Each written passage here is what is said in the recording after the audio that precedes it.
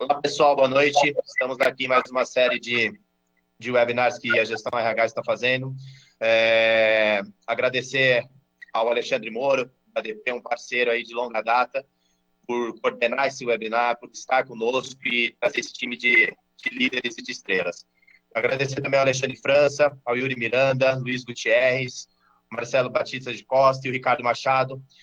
Muito obrigado mesmo por tirar um pouquinho do seu tempo aí para compartilhar, eu acho que conhecimento e trazer uma perspectiva de boas notícias. Eu acho que o que a gente precisa agora são boas notícias.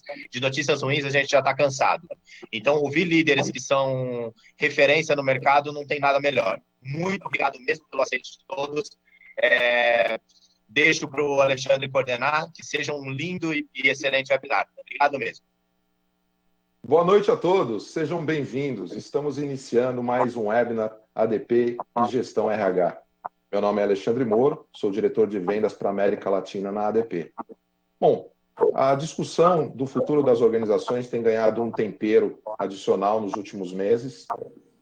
Nós já tínhamos uma série de demandas de transformação digital em busca de produtividade, com tecnologias disruptivas. As novas gerações já demandavam modelos de gestão mais atualizados. Geração essa que praticamente usa o celular para todas as atividades. E o ponto que foi de inflexão nesse momento que a gente vive é que ninguém esperava que uma pandemia ocorresse.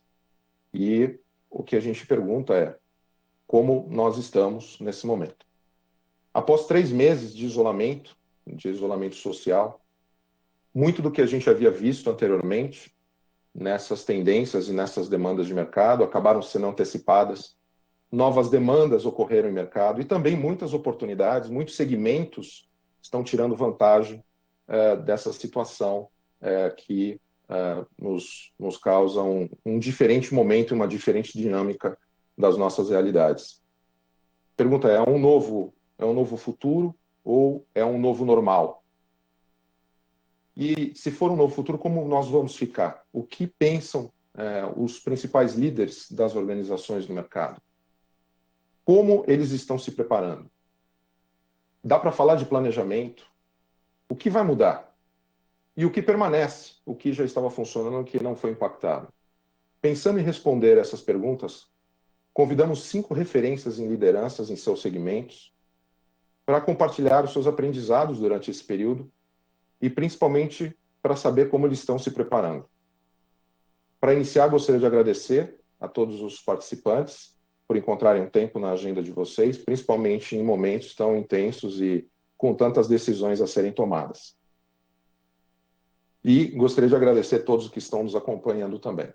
Bom, a primeira pergunta que eu gostaria de passar para vocês é: quando tudo isso começou, qual foi a primeira preocupação que vocês tiveram na organização de vocês e quais foram as primeiras medidas que vocês tomaram para endereçar essas preocupações? Eu não sei quem gostaria de começar respondendo. Posso ir pela ordem alfabética? Claro, por favor, Alexandre. Fala. Eu acho que tudo começa com visão e leitura do cenário, né? Ou seja, porque essa pandemia, mais ou menos, eu comparo muito com a tsunami. A tsunami, antes da onda chegar, o mar recua, né? Existe um tempo até a onda vir. O mar recua, vai recuando, e depois a onda vem.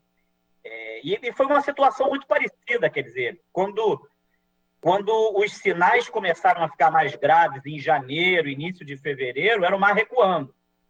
Então, na Aspen Pharma, a gente começou a desenvolver um protocolo. Eu conversei com pessoas em filiais na Itália, onde a coisa foi terrível, na Espanha, na Inglaterra, e para entender mais ou menos o que foi feito, né, a gente não tentar reinventar a roda.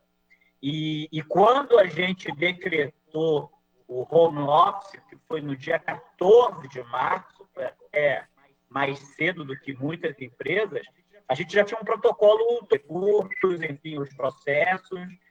Então, na verdade, eu acho que o grande lance foi a leitura de quando é que o mar recuou. Você entender que quando o mar recua, não dá para continuar na areia pegando o sol. Alguma coisa estranha está acontecendo.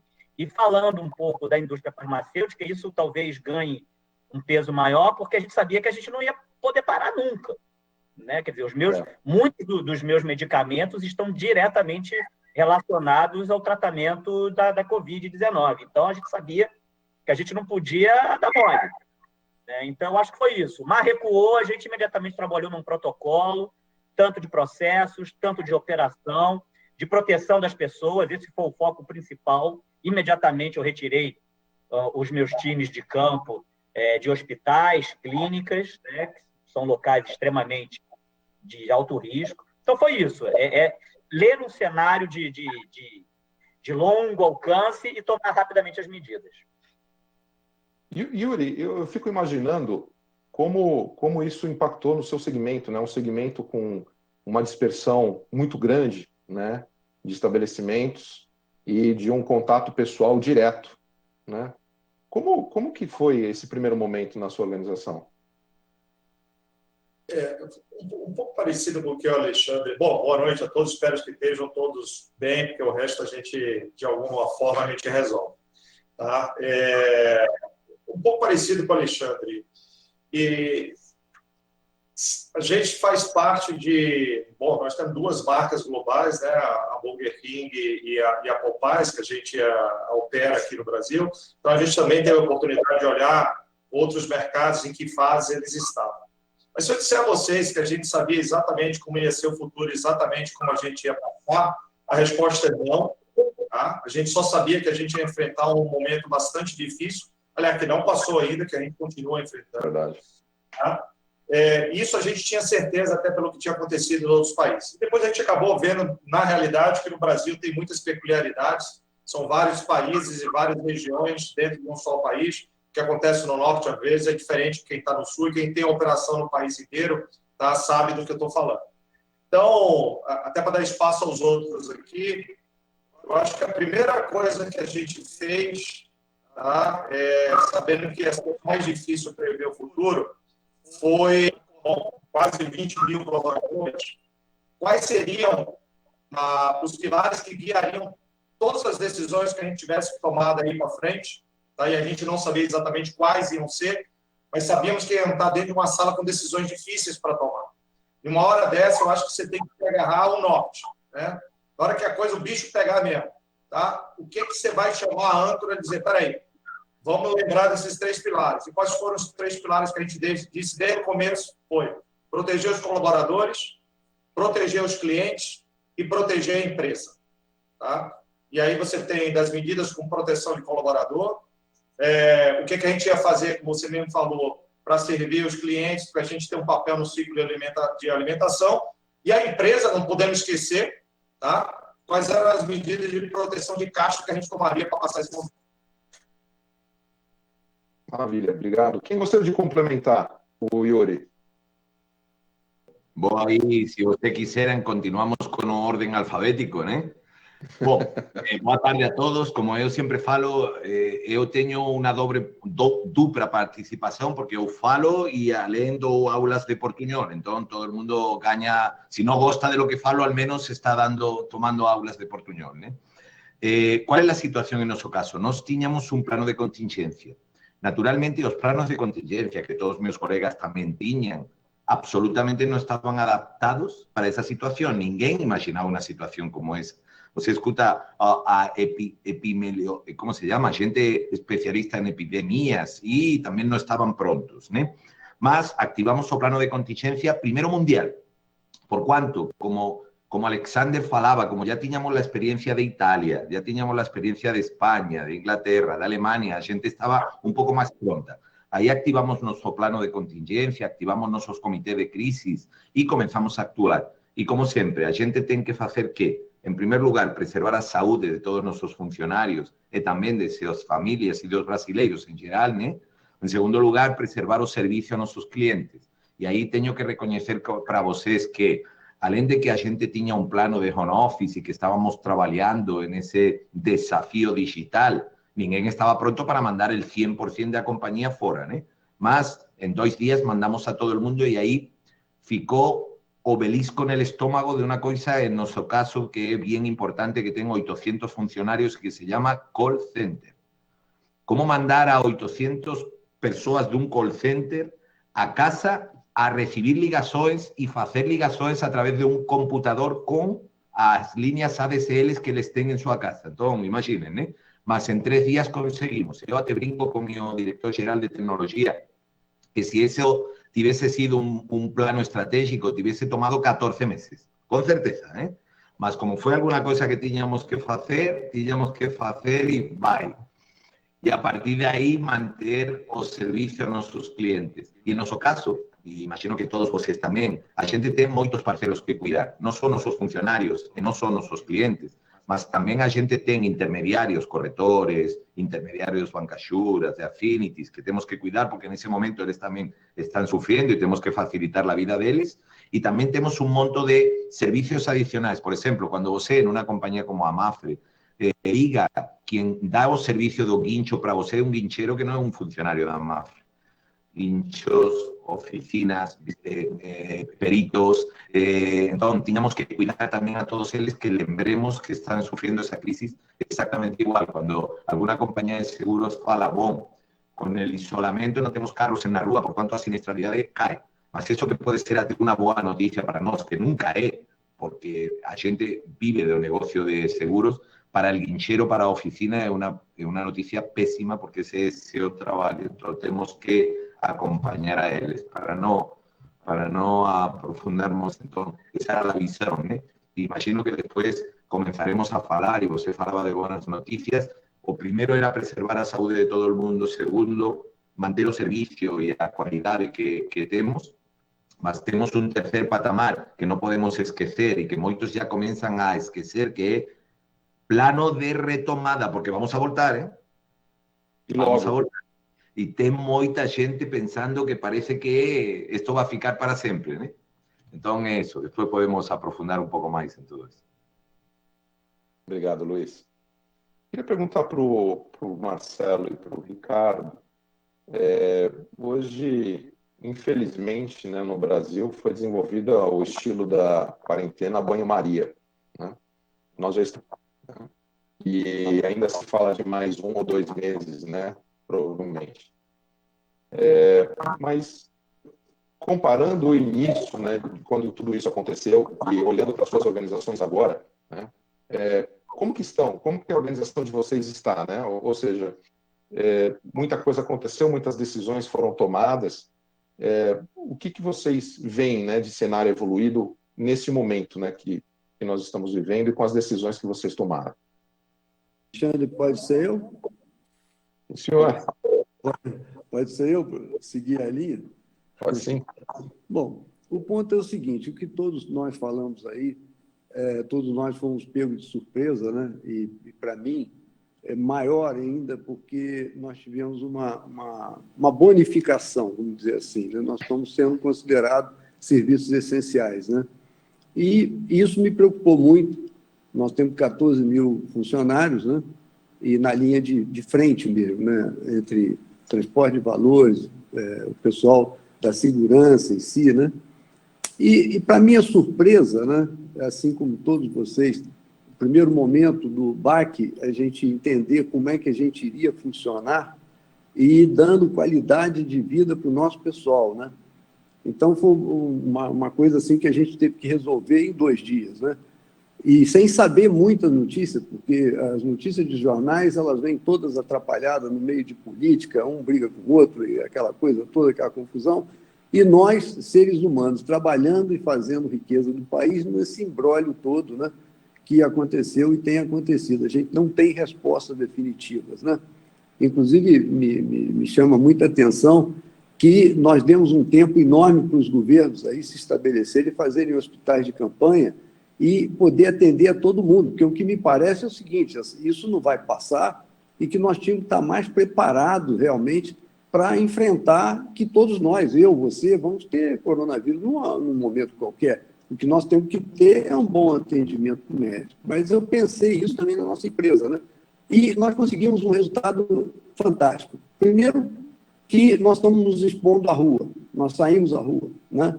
Então, os nossos carros fortes, todos, quando saem à rua, eles são higienizados, quando volta são higienizados, o pessoal é feito teste de temperatura quando entra, quando sai, entendeu? Quer dizer, quando entra dentro da base, entra com sapato e vai pisar numa água que vai limpar. Quer dizer, eu estou falando em termos assim, generalizados, né? Para não tomar muito tempo de todo mundo, porque eu tenho certeza que todos tomaram essas precauções, né? Mas eu fiquei assim, impressionado. É o seguinte, nós podemos, sim, e devemos fazer com que esse Brasil produza. Nós precisamos botar o pessoal trabalhando. Assim como o Ricardo provavelmente tenha falado aí, a gente tem que... uma hora vai vencer isso, né? Mas nós temos que já começar a tirar o medo e tentar ir para a rua, mas com muita tranquilidade, no sentido de falar o seguinte: olha, máscara é importante usar, lavar mãos, evitar o contato pessoal, quer dizer, muita coisa.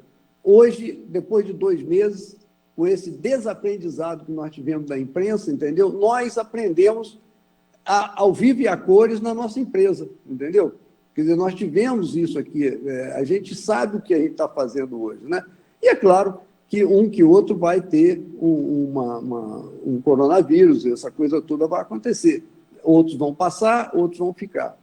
Então, eu não sei, mas eu acho que o futuro nosso, ele não vai ser muito rápido passar essa situação, enquanto não tiver uma vacina ou coisa que o vale. E o que nós temos que fazer é proteger o nosso negócio. O Brasil está indo para o buraco, o Brasil está se afundando, muita gente já passando fome, muita gente desempregada. Nós, aqui na empresa, tivemos que tomar algumas decisões, infelizmente, né? De tirar, não foram muitos, felizmente não foram muitos, porque nós estamos trabalhando em serviços essenciais. Mas o primeiro medo que nos deu foi que 50% do nosso negócio de lojistas, essa coisa toda, acabou, né? Se não é a entrada do governo abastecendo isso, nós não tínhamos movimento, entende? E o que é o pior no mundo para nosso pessoal? É não ter dinheiro. Não tendo dinheiro, você não tem o recurso de manter o cidadão empregado. Aí é o caos, entendeu? Quer dizer, então, é um negócio tão complicado, né? A gente ter uma empresa e, eventualmente, a gente não pode, de certa forma, tomar uma decisão, porque o governo breca aqui, outros brecam ali, e a gente vai vendo o que vai sobrar disso aí, né? Que está muito triste essa situação, né? Na minha ótica, a gente está falando aqui de coisas de defesa de pessoal, e eu acho que isso é fantástico. Eu parabenizo todos aí que já falaram, né? Que a linha principal é cuidar dos seus funcionários, eu acho que isso é fantástico, mas nós temos que cuidar também daqueles, coitados, que não tiveram a possibilidade de poder trabalhar, né? E como é que faz? É verdade. Esse trade-off não é nada fácil, né? O Yuri colocou de uma maneira bem clara, né? Proteger os empregados, os clientes e o negócio, né? Uma combinação complexa. Ela é muito simples de se dizer, mas no dia a dia, para se fazer, para se manter, realmente demanda uma série de decisões duras, né? Ricardo, depois desses 3 meses, né, dessa situação, como que você vê, né, comparando com o início, né, da pandemia, como que você vê o seu negócio, a sua empresa hoje? Está mais preparada, já está preparada para o novo futuro, né, que a gente vai viver, ou para o novo normal? Claro. Bom, antes de mais nada, boa noite a todos, obrigado pelo convite, é um prazer estar com vocês aqui. Bom, acho que muito similar a todos aí, né, o que nós entendemos muito cedo nessa crise. Eu tinha até uma experiência prévia, não tão... Obviamente, ninguém tem uma experiência como essa de agora. Mas eu trabalhava na Ásia na época da SARS, né? Eu peguei a gripe aviária lá. Então, eu acho que um pouco aprendi naquele momento ali com os asiáticos, ao respeito muito estrito a pandemias que estavam vindo. Então, também tomamos essas medidas todas semelhantes às que foram faladas aqui. O que eu, no primeiro momento, quando eu reuni a equipe lá atrás, tentando dar uma mensagem simples, nós estamos muito preocupados com a eficiência. A partir de hoje, a palavra que sobe para o topo é segurança, né? Segurança, resiliência. Então, nós vamos ter uma crise que não vai ser simples, ela vai ser longa, ela não é não existe a imprevisibilidade é muito grande, e no nosso caso, assim como várias outras empresas aqui no painel, o nosso produto final, que é o papel sanitário, a Minecraft fabrica o papel, depois converte ele em produtos sanitários, e é um bem essencial, né? A gente tem que rodar o nosso negócio com segurança para que as pessoas possam ficar em casa com segurança. E o que eu tenho dito para a equipe é isso, é uma tremenda responsabilidade. Nós não podemos parar a fábrica, nós temos que continuar rodando, apesar de todos os percalços que estamos tendo. Quer dizer, estar num segmento onde a demanda está estável, um fato positivo, mas estamos operando com esse dólar que é muito complicado você repassar custos no momento desse tipo de pandemia. Então, temos que buscar também, apesar da resiliência, da segurança, temos que buscar eficiência. Acho que a vantagem que eu vejo tentando ver sempre o lado, né, o copo meio cheio, o lado positivo de uma crise como essa, obviamente nós tínhamos vários projetos de desenvolvimento, digitalização, melhoria de processos, e quando vem uma crise como essa, e com todo o cenário de risco, de imprevisibilidade, o que nós tivemos que ser muito rápidos em repriorizar. O que é importante no momento desse? Fica muito claro que alguns projetos que você estava priorizando antes, uma indústria 4.0, isso não é uma prioridade nos próximos 90 dias para a gente chegar vivo no final do ano. Nós, pessoas físicas, e nós, empresas. Então, algumas coisas tem que passar na frente e temos que melhorar bastante. Essa semana a gente estava tendo uma reunião de planejamento de demanda e a gente discutindo e ficando óbvio como que nesses 3 meses nós evoluímos muito. Desde como fazer previsão de demanda num cenário maluco como esse, como você cuidar da segurança de suprimento de matérias-primas, em várias crises dessa aí, um pequeno elo da sua cadeia de suprimento que falha, você tem que parar a fábrica por causa disso. Então, a equipe toda cresce, acho que é uma vantagem de um momento de crise, e eu gosto muito de trabalho em equipe, a equipe toda cresce, trabalhando em conjunto, entendendo a interdependência que a previsão de demanda de vai significar uma boa fabricação, com um custo interessante, vamos chegar bem ao mercado. Então, acho que a crise acaba servindo para que a gente consiga operar melhor e de forma mais eficiente. Acho que, eu diria que nesses 60 para 90 dias que a gente está operando nesse modo crise, nós crescemos muito como equipe. Né? No fundo, empresas são pessoas, processos com um objetivo, né? Com um propósito. Então, acho que nós, como equipe, se eu pudesse listar um grande ponto positivo, né, no meio dessa loucura toda, é que melhoramos enquanto equipe, enquanto pessoas que fazem acontecer. Né? Sem dúvida nenhuma, sempre tem coisas boas, né? No meio de crise, muitas vezes os lados positivos, às vezes, eles aparecem com mais clareza, né? As pessoas se dedicam com mais afinco.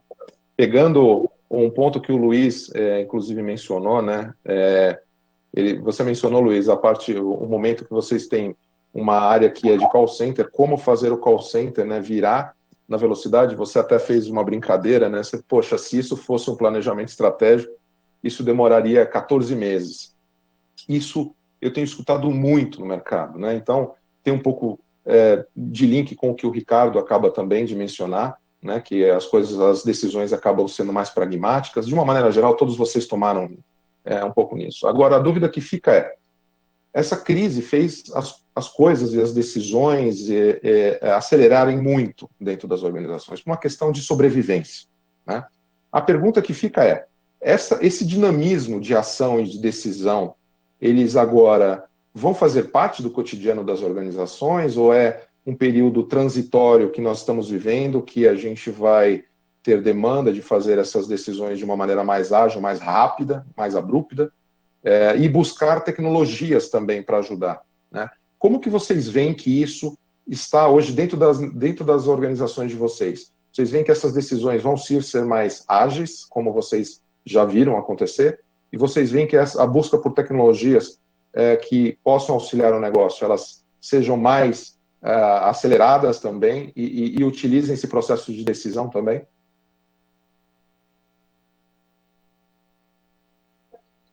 Fiquem à vontade. Não precisa ser ordem alfabética. Eu vou responder.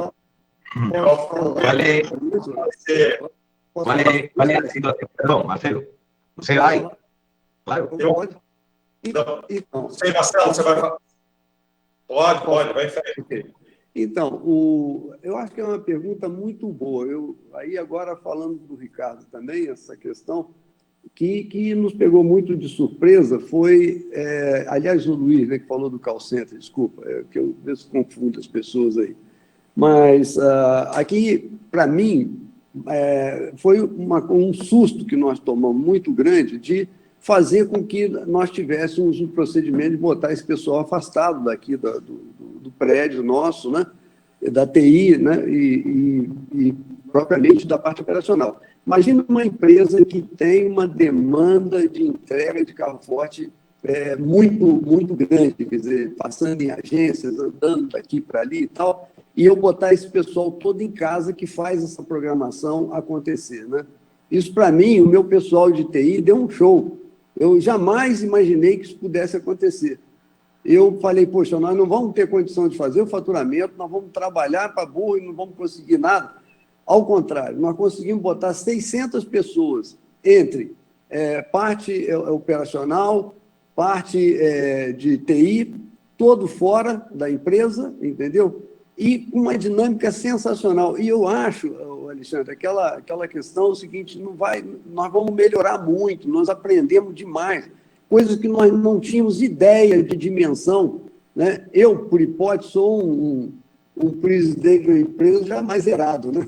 Quer dizer, eu tive muito problema com essa tecnologia, né? O meu pessoal, às vezes, me cerca, me dão uma luz, né?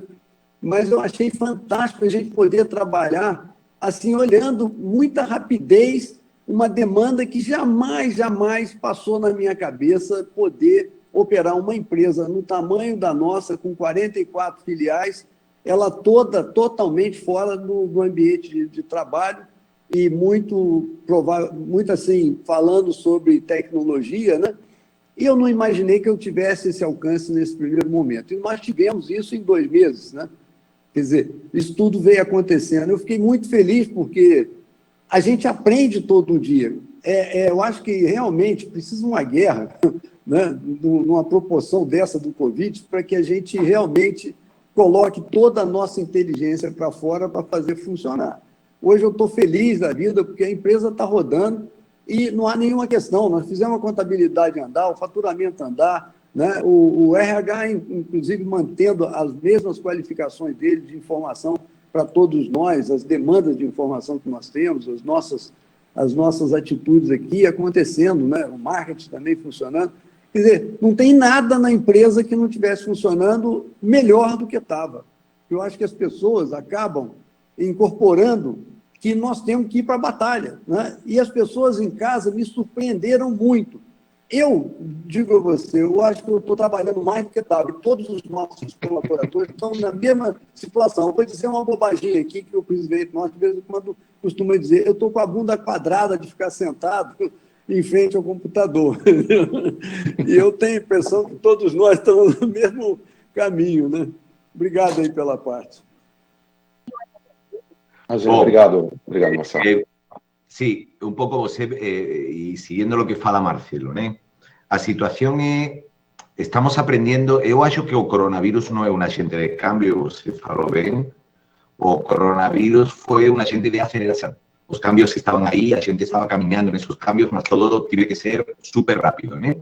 Qual é a situação? A primeira situação é que temos que pensar que lo que temos hoje não é um home office. Lo que tenemos hoy es una situación emergencial con una crisis que teníamos encima de la mesa.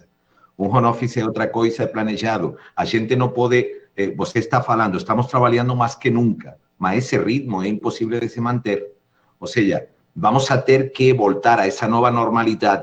Mas o coronavirus ayudó a hacer ¿qué? Tiró un monto de preconceptos de nuestra cabeza, tiró un monto de de paradigmas que a gente tinha estabelecidos, né? Marcelo falava, as tecnologias. O primeiro e segundo nível de qualquer companhia tinha pouco feito o home office. A maioria de nós nunca fizemos home office. Entendido como home office, sí, trabajábamos en casa a veces porque llega, você janta y continúa trabajando, mas eso no es home office, eso es hora extra, ¿no? Mas nunca teníamos. Y teníamos un monto de preconceptos sobre a productividad, sobre la implicación, y esos paradigmas quebraron absolutamente, mas también es verdad de que no podemos exigir, disculpe Marcelo que te copie, que todo el mundo tenga a bunda cuadrada el resto de su vida. Precisamos voltar en una nueva normalidad, más precisamos voltar a sistemas colaborativos, a conexión, a intercambio de informaciones. O sea, naturalmente no vamos a voltar a lo que teníamos, porque muchos paradigmas quebraron, mas tenemos que aprender. Y otra cosa que el ser humano faz son dos cosas diferentes. La primera, aprendemos rápidamente y esquecemos muy rápidamente. Y eso es algo que a gente tiene que garantir que no aconteça. Todos los aprendizados y todos los paradigmas quebrados no recomponemos, pelo amor de Dios, y todos los aprendizados que fiquen dentro de nos y todas las organizaciones. Y en segundo lugar, y en contraposición con eso, no podemos ser talibanes, no podemos ser extremistas. Voy a explicar. Tem gente que fala que ya nunca más podemos alugar los predios porque no vamos a voltar y todo el mundo fica en casa, y que con los clientes solo vamos a falar por internet y por videoconferencias, y que, gente, pelo amor de Dios, estamos abriendo un monto de canales nuevos de productividad, de trabajo, de interconexión y de relacionamiento con nuestros clientes, con nuestros parceros y con nuestros funcionarios. Mas no significa que los anteriores teñan mortos y tenemos que convivir con ellos. Yo falo moito de que somos híbridos, ¿no? Cualquiera de nos ya utilizó Airbnb, mas eso no significa que nunca más vayamos a un hotel. Ya compramos por internet, mas no significa que no vamos a comprar o pan en la panadería o presunto, ¿no? Entonces, somos híbridos. Vamos a tener que continuar utilizando las tecnologías y son importantísimas y son no o futuro, o presente. Mas a presencia física en nuestras sucursales a veces será necesaria porque vamos a tener clientes que quieran eso, y vamos a tener clientes que quieran un teléfono, y vamos a tener clientes que quieran hablar con alguien olio con nosotros. Entonces, no seamos extremistas, pelo amor de Dios, no seamos extremistas. Todo lo nuevo, bon, implantemos, y todo lo antiguo, bon, también, y continuemos siendo híbridos y atendiendo a nuestros clientes y nuestros parceros de objeto y de forma que ellos quisieran en cada momento. Porque un mismo cliente, es mentira que existen clientes de pura tecnología y clientes presenciales.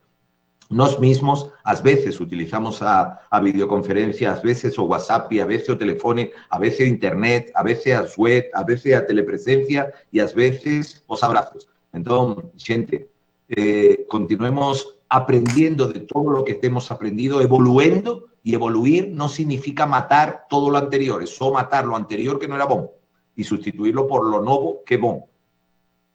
Eu não podia concordar mais contigo, Luiz, e eu acho que naturalmente nós somos, os seres humanos são naturalmente sociáveis.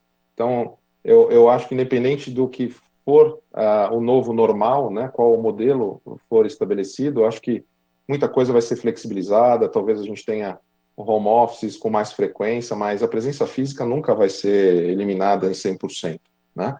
É claro que em alguns casos ela pode ser adaptada, ela pode se utilizar de conferências, como a que nós estamos fazendo aqui. Eu acho que isso vai ser muito benéfico para acelerar os processos de gestão e decisão, né, dessas empresas. Eu queria fazer uma pergunta para o Yuri e para o Alexandre. Né, nesse período desses últimos 3 meses, qual foi a mudança estratégica que vocês adotaram, né, no negócio de vocês, que realmente vocês possam compartilhar, é claro, fiquem confortáveis em compartilhar, que serão mantidas para o futuro, e o que vocês veem que vai ser deixado no passado, né? Que estratégia ou abordagem vocês veem que faz parte já do passado na organização de vocês. Vai lá, Yuri, por favor. Bom, as perguntas mais difíceis eu começo, né? Tá bom, não tem nada não. Bem rápido, só esclarecer uma coisa, Moura, que você falou do equilíbrio, acho que vai ajudar várias perguntas aqui. Tá? De colaborador, cliente, empresa, acho que todo mundo está fazendo a mesma coisa. Eu acho que comunicação para líderes, né? Comunicação com a empresa nesse momento. Apesar de, como o Marcelo falou, que é descomunicação, né? Ou falta de comunicação truncada por tudo que é lado. Mas comunicação nunca foi importante, até porque as pessoas estão longe, né? Não tem mais a empresa para estar ouvindo. Então, comunicação, clareza e transparência. Diga o que você não pode, diga o que você não pode, tá? Mas diga, tá? E consistência. Se você foi lá e disse uma frase bonita, como eu disse, prioridade é colaborador, é cliente, é empresa, o que você tem que estar fazendo, tem que estar comunicando, tem que dar exemplo claro, alto das 3 coisas que você está fazendo. Tá? Para as pessoas entenderem, na hora que você tiver que ajustar um salário com uma jornada, tá? Você está protegendo a empresa, mas está protegendo o caixa, é consistente o que você está falando. Tá? Esse é o primeiro ponto do equilíbrio aí que eu acho que ajuda. Tá? Com relação à mudança de estratégia, tá? Eu acho que todas as empresas que estão aqui juntos, né, são empresas que já existem, até onde eu sei, há muito tempo. Né? E a partir do momento que a gente vai evoluindo como empresa, eu acho que a gente perde aquele bichinho que se chama startup, né? Aquela mentalidade de criador e de dono, né? Que quando você criou a empresa, tudo era possível, né? Não tinha tanto paradigma. Tá? Às vezes, sabedoria é um grande entrave, saber muito, às vezes, é complicado, né? Você não quer fazer as coisas porque sabe muito. Então, num momento como esse, eu acho que a gente virou startup de novo. A gente foi para uma sala, né? Todos nós, de décadas, fomos para dentro de uma sala e começamos a pensar como startup de novo. Não tem nada que não pode, o que o cliente precisa, onde é que a demanda está, o que a gente vai ajustar. Então, a palavra não, comprei o dicionário aqui, não vou fazer isso, não dá para fazer isso, é impossível, não está mais no dicionário. Tá? E respondendo bem pragmaticamente sua pergunta, o que é que muda estrategicamente? Tá? Nosso negócio de alimentação, ele mudou completamente, isso eu posso dizer, é dado público. Tá? Antes da gente começar, a maior venda da gente era no balcão dos restaurantes, a gente tem cerca de 900 restaurantes no Brasil. Tá? Era no balcão, então as pessoas lá iam comprar. Tá? Com tudo que aconteceu até agora, depois de 11 semanas, tá? A maior parte das vendas da gente é drive-thru, o carro passa, nem entra no salão, até porque os salões são fechados. Tá? A outra maior parte é delivery e cerca de 15% só a pessoa que compra e leva. Então, tivemos que rapidamente dizer, olha, mudou os canais de vendas, qual é a atenção que você tem que dar no delivery, qual é a atenção maior que você tem que dar no drive-thru. Tá? E o último, tá? Eu acho que o que a gente deixa no passado é aquela história de que não dá, não pode, não vou fazer. Nenhum de nós pensava 11 semanas atrás que 100% das reuniões da gente iam ser online. Tá? Eu acho que é um grande ensinamento para todos nós agora. Está na hora de testar o famoso Learning Agility, né? Que tantos nós promovemos. Chegou o teste de fogo agora. Tá? Será que a gente tem Learning Agility mesmo? Que é o que vai precisar todo dia. Tentar avançar em ideias novas, retroceder, que vão bater a cara no muro e vamos ter que voltar, adaptar e tentar de novo. Isso em tudo que a gente faz. Então, está na hora de ver quais são as pessoas e quais são as empresas que fazem isso. Ou seja, fim ao ceticismo, né? Acabou. Não adianta ser cético, tem que tentar. E como líder, não tem mais resposta para tudo, não. Desculpa, Alexandre. A quantidade de vezes que eu falo ultimamente, cara, não sei. E dizem que liderança é um eterno exercício da solidão, né? Eu nunca tive tão acompanhado como eu estou na minha vida.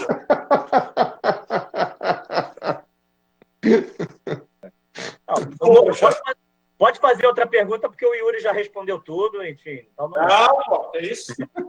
Não, eu vou pegar, só reforçar alguns pontos.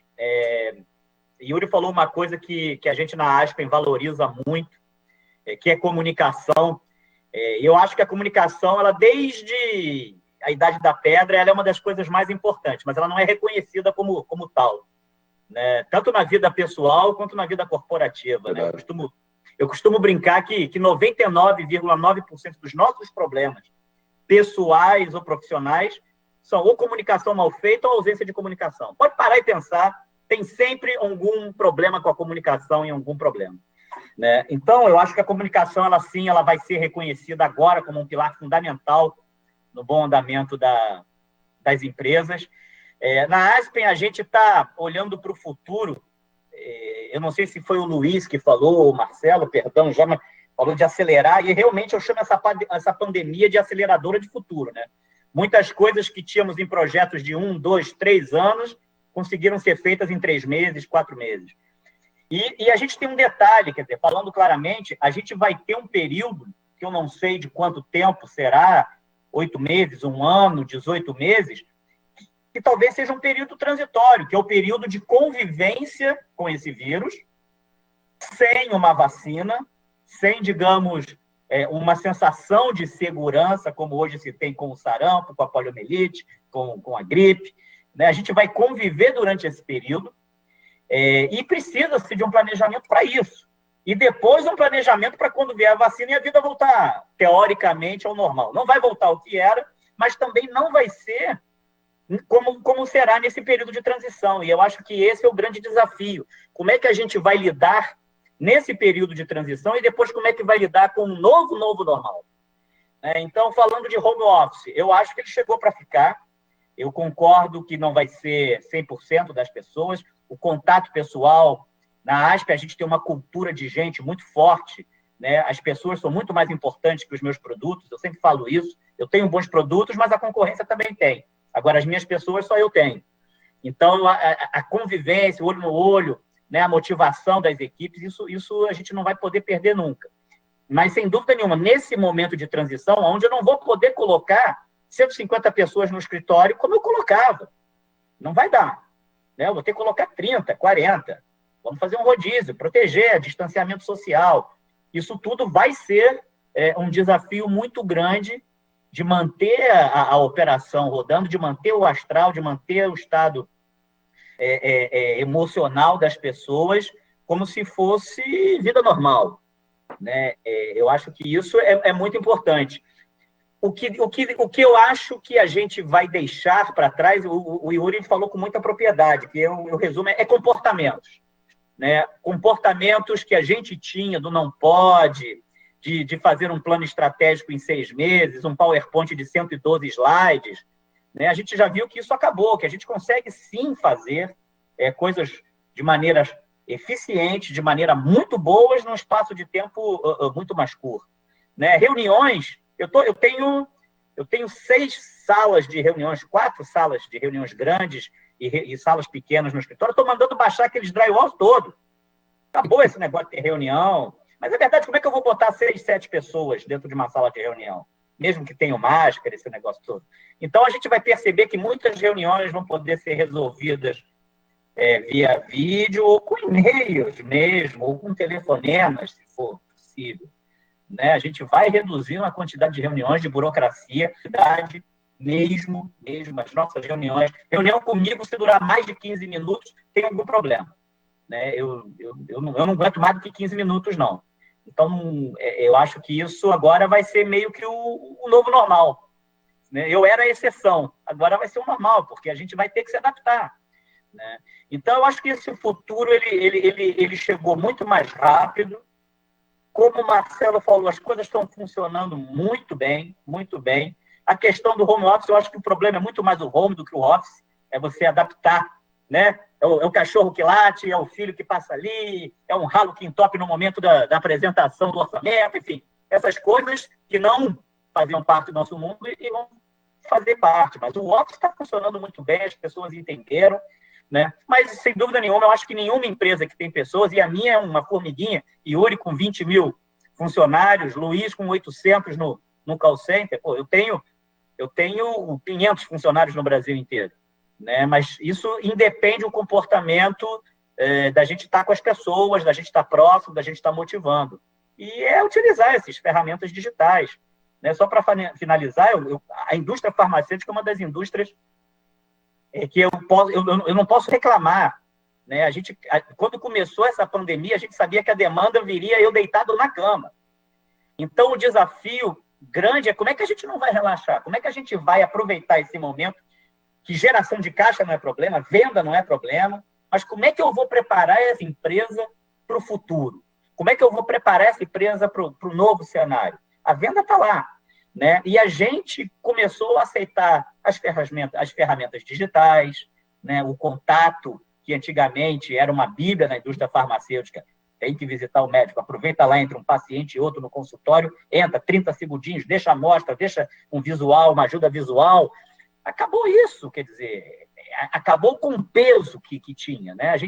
A indústria farmacêutica descobriu que ferramentas digitais funcionam, não são inimigas dos métodos tradicionais, e a gente está aprendendo como é que é a melhor sinergia para fazer essas coisas funcionarem e caminharem juntas daqui para frente, porque vão caminhar, né? Não tem jeito, não tem passo para trás, né? Eu acho que é olhar para frente, andar para frente, às vezes correndo, às vezes caminhando, às vezes engatinhando, mas a gente vai andar para frente. Vocês dois tocaram em dois pontos importantíssimos, né? Antes dessa situação que nós estamos vivendo, a grande discussão que se tinha é como a gente fazia a inserção, né, dos millennials, da geração Z, geração Y, né, nas organizações modernas, porque eles tinham uma forma de comunicar, uma forma de interagir totalmente diferentes, eram mais informais, queriam as coisas resolvidas de maneira muito mais rápidas.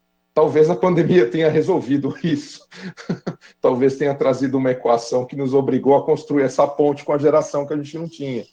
Não, eu acho que sim. Eu acho que, tirando, obviamente, os danos gravíssimos do ponto de vista sanitário, de saúde na população mundial, eu acho que, corporativamente falando, as empresas estão tendo uma oportunidade única de aprendizado, de aproveitar para mudar seu DNA, mudar suas visões, mudar valores, né? Entender realmente que passou. Uma época acabou mesmo, né? Não vai voltar a ser. Quem achar que depois da vacina vai ser como era antes do Covid, está morto. Está morto. Não tem isso, né? Foi um divisor de águas. É só um ponto interessante com relação a mudanças, né? Acho que, como o Yuri comentou, nós também vivemos na Minecraft a mesma.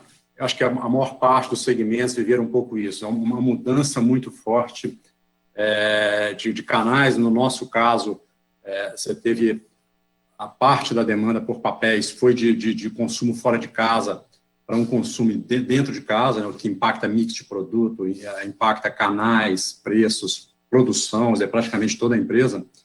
E o que a gente viu é que essas mudanças vieram muito rápidas. Então, pensando um pouco no que vem para o futuro, quer dizer, várias mudanças estão desenhadas aí. Em algumas coisas, a gente está vendo que teve um overshooting. Talvez as coisas foram tenham que voltar um pouco. Vai ser 100% home office? Acho que não. Acho que a presença, o contato físico para desenvolver relacionamento, para venda, para aproximação de empresas, vai ter um novo normal que a gente não sabe. O que a gente está, acho que uma coisa bastante interessante que a gente está começando a pensar, eu acho que tem muito a ver com esse momento, é você trabalhar com cenários, né? Quer dizer, não dá mais para você, como o Alexandre falou, não dá para você fazer um plano anual, um plano quinquenal com 120 páginas de PowerPoint e daqui a 15 dias seu plano foi por água abaixo. O conceito vai ter que ser muito próximo. As estratégias vão ter que ser, você vai ter que ter uma visão de longo prazo, quebrada em curtos e possivelmente com muitos cenários, né? Eu gosto muito de você ter um cenário principal, onde, ok, esse é o mais provável, mas eu posso ter esse, eu posso ter esse. Você investe o seu tempo de planejamento, você investe a sua energia de acordo com a previsão de quais as possibilidades. Um conceito que eu escutei outro dia que eu gostei muito, quem comentou foi a Luísa Helena, é o algoritmo, né? Ou seja, agora não dá mais para você pensar o que vai ser 5 anos. Você tem que entender o que vai ser agora, porque isso vai impactar o seu negócio no curto prazo, e isso você tem que tomar decisões como se inserir nesse contexto. Para quem tiver interesse, nós começamos a usar recentemente uma ferramenta que encaixa, foi antes da pandemia, mas ela encaixa muito nesse momento, que é o OKR, né? O Objectives and Key Results, onde você, através em cima de uma grande meta, você desdobra ele em resultados que te farão atingir a grande meta, mas com muita flexibilidade, ou seja, você pode mudar toda a sua visão, a sua forma de fazer negócio num prazo muito curto, de 3, 4 meses. Acho que o novo normal vai ser, as mudanças estão desenhadas, mas aonde nós vamos estar daqui a 6 meses? Ninguém sabe, ninguém tem bola de cristal, né? Talvez a gente tenha que ter várias bolas de cristal, e como é que nós lidamos na organização, e acho que num ponto que foi comentado aí sobre a comunicação, como é que você leva como que as lideranças levam isso não confunda a empresa, né? Esse novo normal seja compreendido por todos. Existem vários cenários, o nosso negócio pode evoluir de várias formas, e talvez sim, por que não, aquilo que a gente tinha muita certeza ontem, nós não temos nenhuma certeza hoje, e provavelmente o que a gente acha que está certo hoje, como está mudando daqui a 60 dias. Acho que o novo normal do futuro vai ser esse, não mudanças exponenciais, né, o que a gente vem falando sempre aí de aceleração de mudanças, elas vão acontecer, mas aonde essas mudanças vão acontecer, o que vai ser mais rápido, o que vai ser menos rápido, né? Eu acho que esse é chave para o sucesso de organizações bem-sucedidas no futuro. Eu também vejo que, concordo 100%, comunicação pragmática, eu acho que é chave, principalmente quando você não tem uma visão de médio prazo, não é nem de longo prazo, né? Eu acho que vivendo no Brasil, a gente já tem uma certa dificuldade de ter visão a longo prazo, com uma série de variáveis, mas hoje o fato é que a gente não tem nenhuma visão de médio prazo. Então, quando você não tem uma visão de médio prazo, a preocupação é o agora, né? E o agora, ele necessita pragmatismo, agilidade, comunicação direta, clara. Eu não podia concordar mais com vocês. Queria mudar um pouco e colocar um tempero. Alguém falou alguma coisa? Desculpe. Eu falei só uma coisa, e 30 segundos, cara. A gente tem falado muito das companhias mudarem, né? E você começou falando dos milênios. Mas eu acho que as pessoas têm que mudar também. Verdade. A companhia não é nada mais do que as pessoas. Então, ficar falando que a companhia vai ser mais tecnológica, que a companhia vai ser mais isso, a gente meio que transfere o problema para a companhia, né? Eu acho que é muito importante também que as próprias pessoas, está na hora de ver se elas mudam também. A mentalidade. Desculpa. É verdade. E não, imagina, e é um ponto importante, porque não adianta você ter comunicação pragmática se a pessoa não age de maneira pragmática. Então, a comunicação está diretamente linkada com a ação. Concordo. Eu queria adicionar um tempero e mudar um pouco para um outro tema que eu acho que impacta, pelo menos, a maioria das organizações de vocês, que é do ponto de vista econômico. Nós nunca, ou pelo menos nas últimas décadas, nós nunca vivemos uma época com taxas de juros tão baixas no mercado, e, ao mesmo tempo, nunca vivemos um momento que o dólar estivesse em patamares tão altos, né? Queria entender de vocês como vocês veem que isso impacta, né, a recuperação da economia, né, assim que a gente tiver condições de sair dessa situação de isolamento, e como que vocês acham que essa recuperação vai se dar, se ela vai se dar de maneira mais pragmática, de maneira mais abrupta, né, como nós temos visto em alguns países que já estão abrindo a economia, né, eles já têm tido uma onda de consumo, porém uma onda de consumo curta, não duradoura, ou a recuperação da economia vai se dar de maneira mais lenta? Fique à vontade. Eu acho, se eu posso tomar a iniciativa, eu acho o seguinte, diferente da crise de 2008, essa crise, a origem dela é sanitária, né? Ela não é econômica. Então, o que significa que se os governos, eu vou falar governos porque isso é uma crise mundial, não é só no Brasil, se os governos conseguirem ter foco e tratarem exatamente os problemas como devem ser tratados, eu acho que essa crise ela tem chance de se recuperar mais rápido do que a de 2008. Isso teoricamente falando, né? No se, são vários ifs, né? Do que eu falando do Brasil, do que eu vejo agora, eu acho que a crise vai demorar um pouco mais. Primeiro porque, diferente de Europa, Estados Unidos, a gente tem um nível de sustentação da crise, de pequenas e médias empresas muito maior, né? A participação desse segmento ele é muito maior no Brasil do que na Europa, por exemplo. E segundo, que eu acho que as medidas elas não estão efetivas para quem realmente precisa. Eu acho que está lento a coisa e isso acaba refletindo no tempo. Quanto mais tarde, falando uma linguagem farmacêutica médica, quanto mais tarde você inicia o tratamento do antibiótico, mais tarde a infecção vai melhorar, né? E eu acho que a gente não entrou com o antibiótico certo, né? Eu acho que a MP 936 ela é uma coisa positiva, mas ela foca um setor que não necessariamente é o primeiro a ser auxiliado, das grandes empresas, por exemplo. Né? Então, eu acho que a gente precisa de tratamento mais adequado. Se fosse feito, eu acreditava numa recuperação mais rápida, porque a crise ela tem a sua origem sanitária, ela não tem a sua origem econômica. Todas as mazelas econômicas são consequências da origem sanitária. E não estou aqui minimizando de maneira nenhuma a situação econômica. Mas seria mais fácil de tratar se a gente fosse mais rápido, se a gente fosse mais focado, se a gente fosse mais efusivo nessa ação. Eu estou Alexandre, a crisis es sanitaria y por cuanto no es una crisis que nace estructuralmente en las empresas, ¿no? Que nace estructuralmente. Es verdad de que esa paralización de la gestión económica faz que o bicho de la economía ataque directamente a la cimentación de la empresa y a medida de que van pasando los días y la situación va minando esa estructura, yo no sé si va a ser capaz de ser estructural para muchas de ellas. Y naturalmente eso comienza con las pequeñas empresas. A gente está en grandes empresas, todos nós, y a veces pensamos en nuestra solidez, en nuestra liquidez, en nuestra solvencia financiera, más pensemos en o pequeño comerciante que tiene 2, 3 empregados, o pequeño restaurante, o pequeño bar, a loja. Entonces, es posible que lo que para algunos sea ainda una situación más superficial, para algunos sí vire estructural. Entonces, yo acho que ahí vamos a tener que nos activar mucho. En cuanto a los juros, yo soy español. Entonces, gente, trabajar con juros bajos para no ser una situación más normal.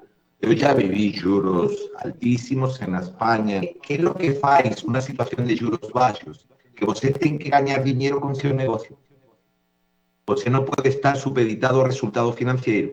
Y en una compañía de seguros, o resultado financiero por las reservas que a gente tiene que hacer, las reservas técnicas. Sí, puede resultar una tentación. En la Mafre siempre tenemos claro, yo tengo que ganar dinero con mi negocio.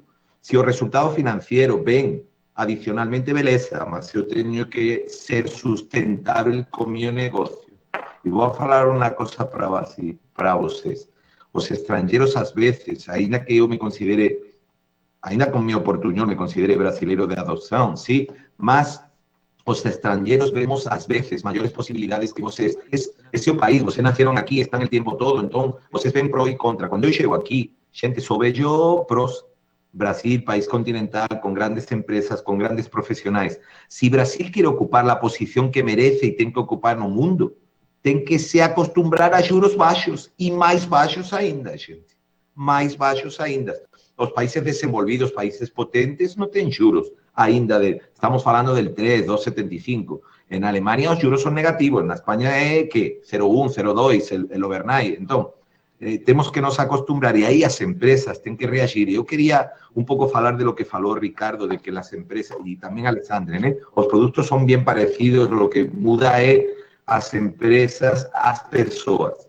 O grande suceso en esta situación cambiante, donde no vamos a poner planejar para 5 años, donde planejar para 6 meses ya es medio arriesgado y futurible, ¿no? Vamos a precisar que capacidades de se adaptación, se reinventar. Todos ustedes falaron, Alexandre de los equipos, Ricardo de las mudanzas, Yuri falaba de la capacidad de ser startups y de mindset.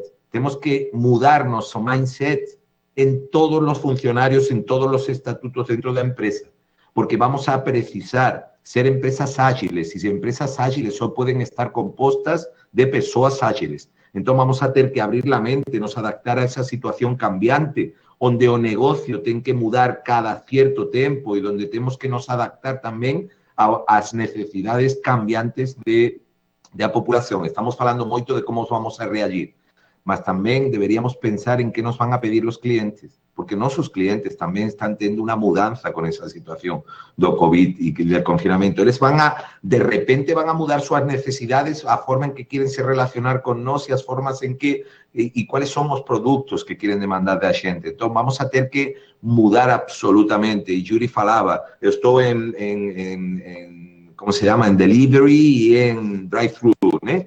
Será que o cliente vai ficar assim para sempre ou vai querer sentar no restaurante? Eu não sei. Então, vamos a ter que pensar, vamos a ter que ser ágiles e, sobretudo, vamos a ter, Alexandre, os políticos de todo o mundo estão aí para ajudar a população, as empresas e aos cidadãos. Eu sempre torço para que eles façam o melhor deles. Por enquanto, eu faço a minha parte.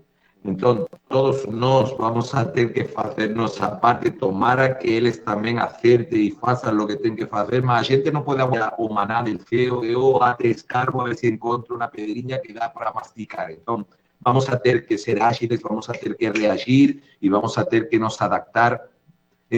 A adaptação vai ser a nova gestão de aqui para o frente.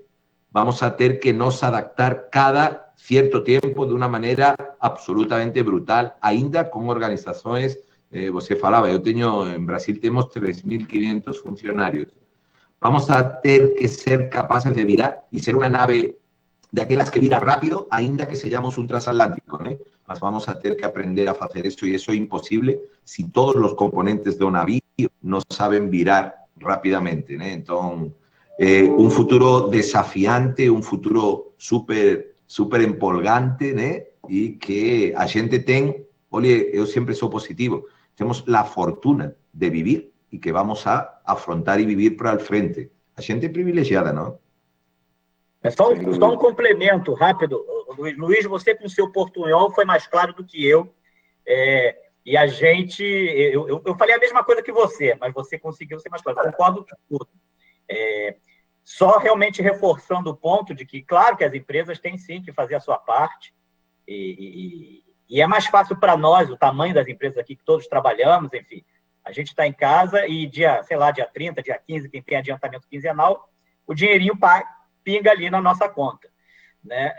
Mas, sem dúvida nenhuma, do que a gente tem visto nos outros países, se o governo não tiver uma ação forte, focada nos setores que precisam, não vamos nem só falar do médio empresário, do pequeno, vamos pegar das companhias aéreas, que são companhias gigantescas, né? Não existe nenhum país que não esteja trabalhando fortemente para a sua aérea não quebrar. Esse é só um exemplo. Então, é um equilíbrio. O que as empresas podem fazer por si só em transformar comportamento, como o Yuri falou, as pessoas é que têm que mudar o comportamento, empresas são CPF, não são CNPJ, mas, sem dúvida nenhuma, existe um setor que eu não controlo, que você não controla, que o Yuri não controla, que o Marcelo não controla, e que quem controla é o governo. E ele tem que ser cirúrgico, ele tem que entender, sabe aquilo que a gente falava no início de ler o cenário? Ele tem que ler esse cenário e também, da mesma forma como a gente passou a ser rápido, não dá para ser aquele elefante que os governos, no mundo inteiro, são, que levam tempo, um transatlântico. Não, tem que ser rápido porque, senão, outra vez, o exemplo do antibiótico. Quanto mais tarde começar o tratamento, mais tarde vai vir a cura. Mas eu concordo 100% com você. Alexandre, sem querer interromper aí o Ricardo e o Marcelo, mas já interrompendo, eu acho que você falou que a crise ela é uma crise de saúde, não? Desculpa, eu falei que a origem dela é de saúde. Eu acho que ela juntou as duas coisas, tá? Eu acho que hoje já estão as duas coisas juntas, é difícil você separar, apesar da origem. E você mencionou 2008, eu acho que tem uma diferença também para 2008, tá? A diferença para 2008 para a gente é que a transformação na vida das pessoas não foi tão profunda, tá? Ao ponto de você falou de governo, a gente falou de empresas, tá? Mas veja o tipo de comportamento que essas interfaces estão tendo hoje. Eu chego para um shopping hoje e digo, eu não tenho como pagar aluguel fixo, eu só vou pagar aluguel variável. E o shopping está entendendo isso, está dizendo, ok, esse tipo de comportamento, gente, vai durar para depois do Covid, porque nós não vamos sair, não é só agora, nessas semanas que a gente está vivendo isso, não. Se os nossos colaboradores estão entendendo e estão fazendo um esforço agora com o MP 936 de redução, talvez no futuro também a gente tente pensar em alguma coisa até a gente sair de lá. Ou seja, o comportamento de guerra que está todo mundo tendo agora, ele não acaba no momento que os estados e o governo disserem assim, ó, acabou o isolamento. Não, a recuperação e talvez o esforço de todos nós, de nossas interfaces de reconstrução, vão além desse período. Além do período de cura, que eu vou falar assim. Mas desculpa, estou tomando tempo de Marcelo e do Ricardo. Não, só um ponto interessante complementando um pouco o que vocês comentaram, né, e no ponto que o Alexandre tinha mencionado com relação à taxa de juros. Acho que o que talvez é mais forte nessa crise, aí vou botando um pouco o meu lado economista para fora, aí, você vai ter a taxa de juros, é algo muito bom para a gente, é uma novidade que eu nunca tinha vivido aqui no Brasil. Mas nós vamos estar saindo dessa crise com uma capacidade ociosa muito grande, então isso aí, de uma certa forma, pode travar um pouco o investimento, e com o consumidor extremamente inseguro para consumir. Então, assim, a taxa de juros ajuda o investimento, ajuda o consumo, mas a gente tem que encontrar, enquanto sociedade, né, não só governo, você ter algum catalisador de um sentimento de para voltar para uma vida normal, onde você tenha simultaneamente consumo, as empresas possam voltar a pensar em investimentos mais sofisticados, ou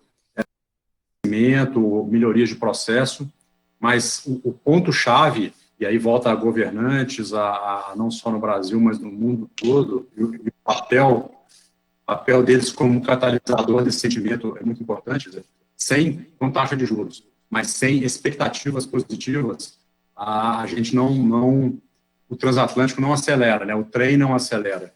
Então, é muito importante que a sociedade, nosso papel como líderes empresariais, dos políticos, de todos os matizes aí, se unem e acaba com essa polarização que o mundo está vivendo e pensem, ok, o que nós temos que fazer agora é colocar junto o carro para andar, algo como aconteceu no final da Segunda Guerra, algo como aconteceu talvez também numa escala um pouco menor depois da crise de 2008, 2010. Acho que, de novo, vamos ter que ter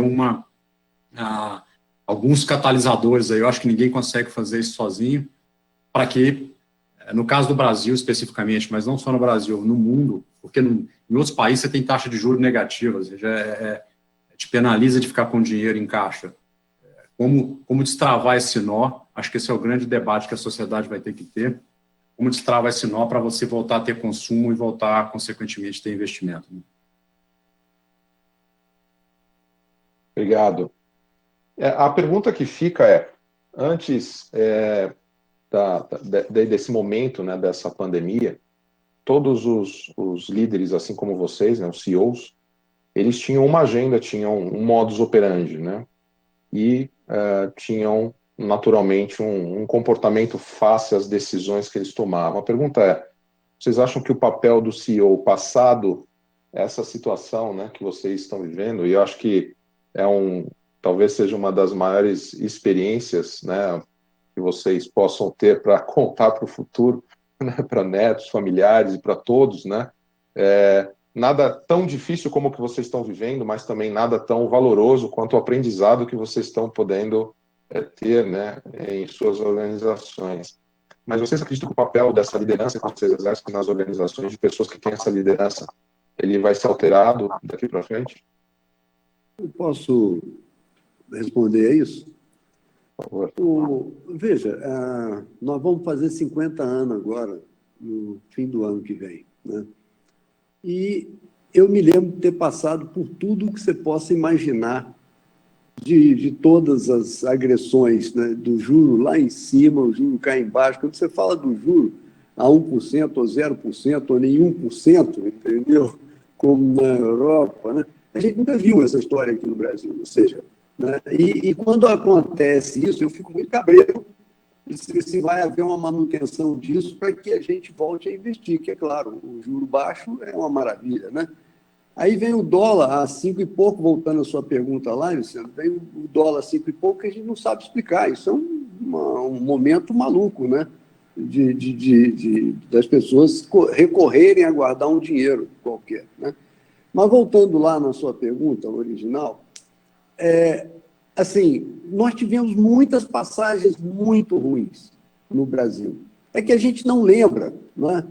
A gente nunca lembra um passo atrás. Alguém de nós aqui falou num dado momento que era assim, o brasileiro é muito assim, se esquece muito rapidamente de uma má política, de um mau efeito, de uma má coisa que acontece. Ele está sempre pensando bem e pensando indo para frente e evoluindo, né? Então, o coronavírus agora, para nós, você falar o seguinte, o CEO vai mudar? Não vai, não. Ele aprendeu a trabalhar mais ainda. Entende? O Brasil nos deu essa chance de não ter tido uma guerra. Nós não somos pessoas que saem atirando na rua, né? E nem temos revolta nenhuma, nós somos um povo alegre, né? E a gente é muito cativo a querer fazer coisas, a gente está sempre querendo resolver problemas. Pelos meus 50 anos de empresa que eu estou fazendo, eu passei por todo tipo de negócio a chegar a quebrar 3, 4 vezes, entendeu? Quer dizer, tudo isso acontece e você começa a botar uma roupa nova, trabalhando a sua cabeça para poder otimizar suas coisas, ver aquilo que estava errado, consertar. Agora, só que com essa pandemia, o susto foi de uma ordem tão grande que todos nós nos unimos assim, do nada. Eu nem acredito no que eu estou falando, entendeu? Porque a empresa virou tecnológica de uma coisa que eu, com 50 anos, nunca vi, entendeu? Com 50 anos de empresa, eu nunca vi. Quer dizer, nós sabíamos que tinham ferramentas, mas não dávamos conta de usar, não era interessante para nós, não sei lá que diabo é, né? Também, falando com o Ricardo aí, o Yuri também, essa questão não vai mudar. É claro, né? Essa questão do home office vai mudar um pouco, né? Metros quadrados que vamos economizar, carros na rua que vão deixar de sair e tudo, né? Mais saudável a vida nossa, provavelmente, mas nunca podemos, de fato, todos já falaram isso, eu adoro isso, ter o contato pessoal das pessoas. Quer dizer, tem que haver o rodízio, tem que haver as pessoas, a gente quer encarar todo mundo, a gente tem a coisa do latino de tocar, eu quero dar beijo nas pessoas, eu quero abraçar, entendeu? Esse negócio de ficar recluso com a máscara e tal, isso é um negócio que inibe a gente quer peitar, é como um jogador, botou a bola, fez gol, sai correndo e abraça. O cara fala assim, não pode abraçar. O que não pode, rapaz? Me dá a bola, então, que eu vou abraçar, entendeu? Quer dizer, então, assim, o CEO, hoje, ele não vai mudar, ele vai acrescentar.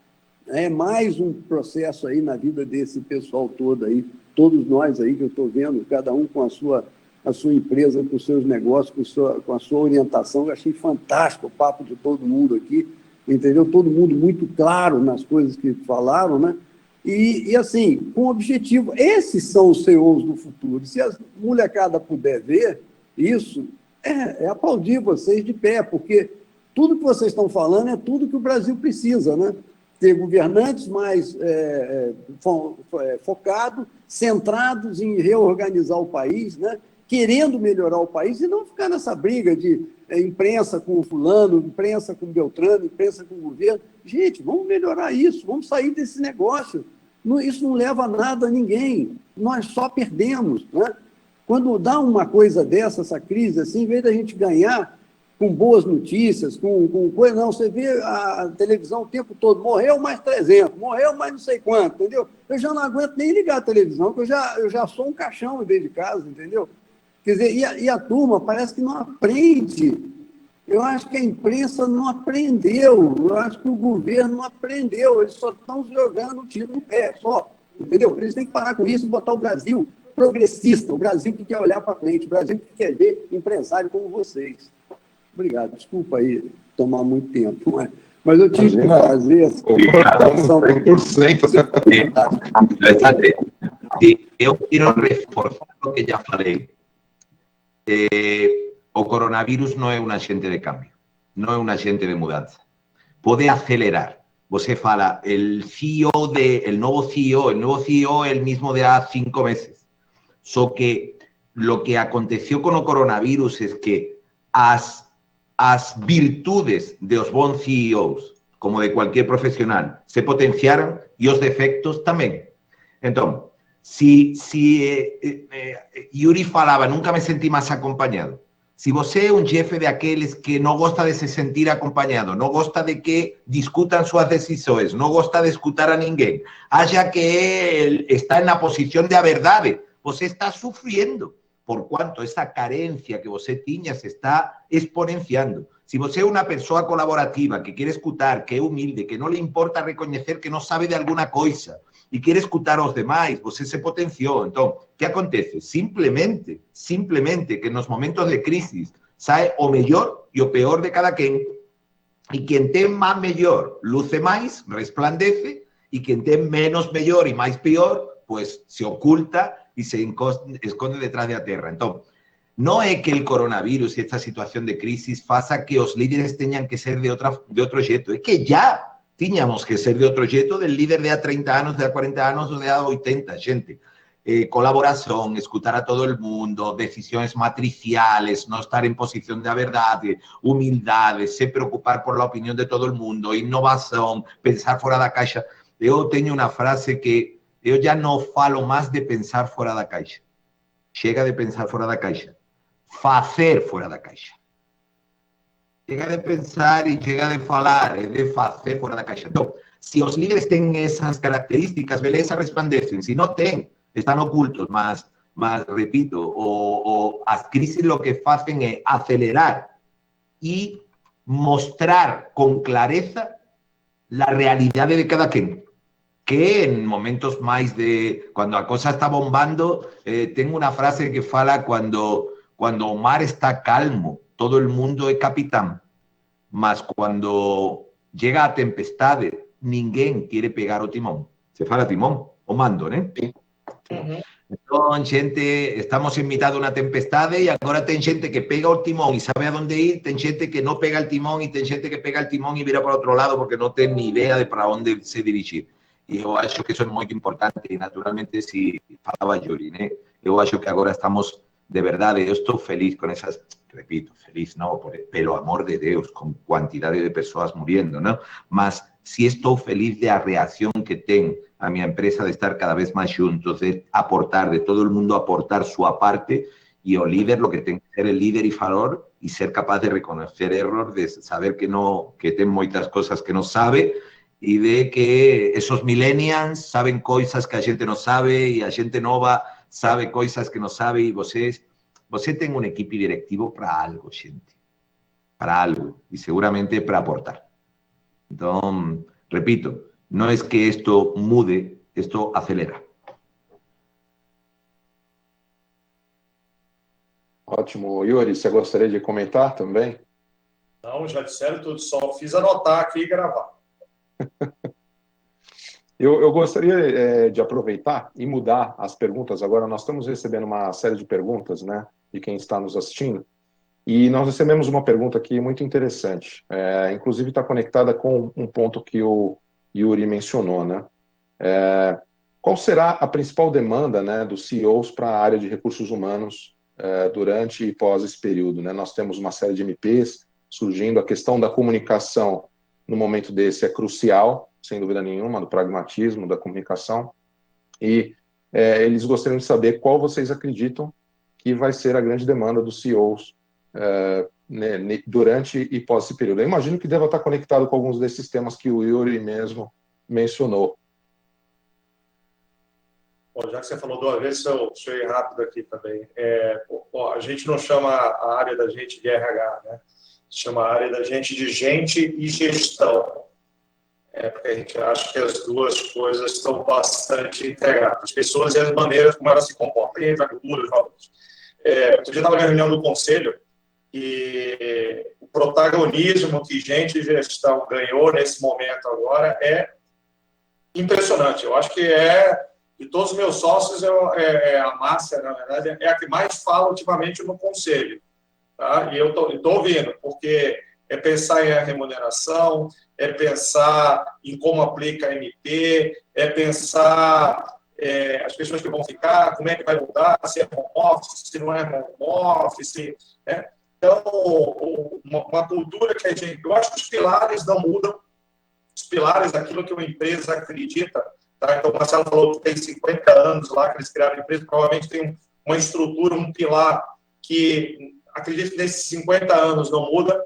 Então, se você acredita realmente naquilo, eu acho que um papel muito forte de gente de gestão é sedimentar isso. Não acho que vai mudar. Então, se você acredita em ética, por exemplo, se você acredita no consumidor, pode vir em crise, pode vir em Covid, Covad, 2008, o que quiser. O pilar da empresa, se você realmente tem uma coisa forte, não muda.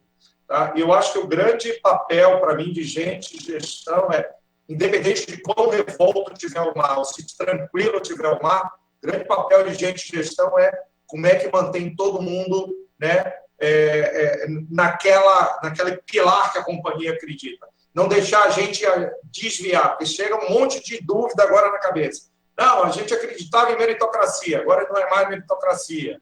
Não, a gente acreditava que é foco no cliente. Não, agora não é mais foco no cliente, é foco no computador. Tá? Então, tem algumas coisas que vai mudar o mundo, mas o pilar básico daquilo que se acreditou, nós somos uma empresa de alimentação. Ponto. Então, a gente acredita que a gente tem que entregar a melhor experiência de alimentação.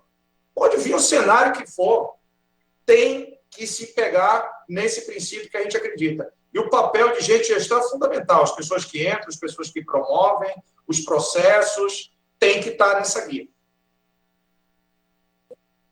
Eu concordo com o Yuri, só rapidinho. Eu acho que a essência não muda mesmo, não. Quer dizer, as empresas vão ser basicamente as mesmas, vendendo a mesma coisa, com a mesma estrutura. Talvez o que a gente possa mudar, aí não é, Moro, o CEO, mas nós pessoas, né? Talvez a gente reflita, enfim, se ficar 60 dias trancado dentro de casa, no meu caso, saindo muito pouco,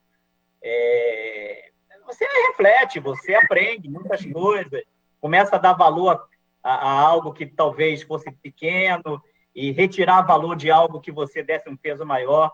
E isso acaba refletindo no dia a dia profissional, né? Talvez o ser humano, a pessoa física lá, talvez possa melhorar, mas a prática, como o Marcelo falou, o CEO continua, né?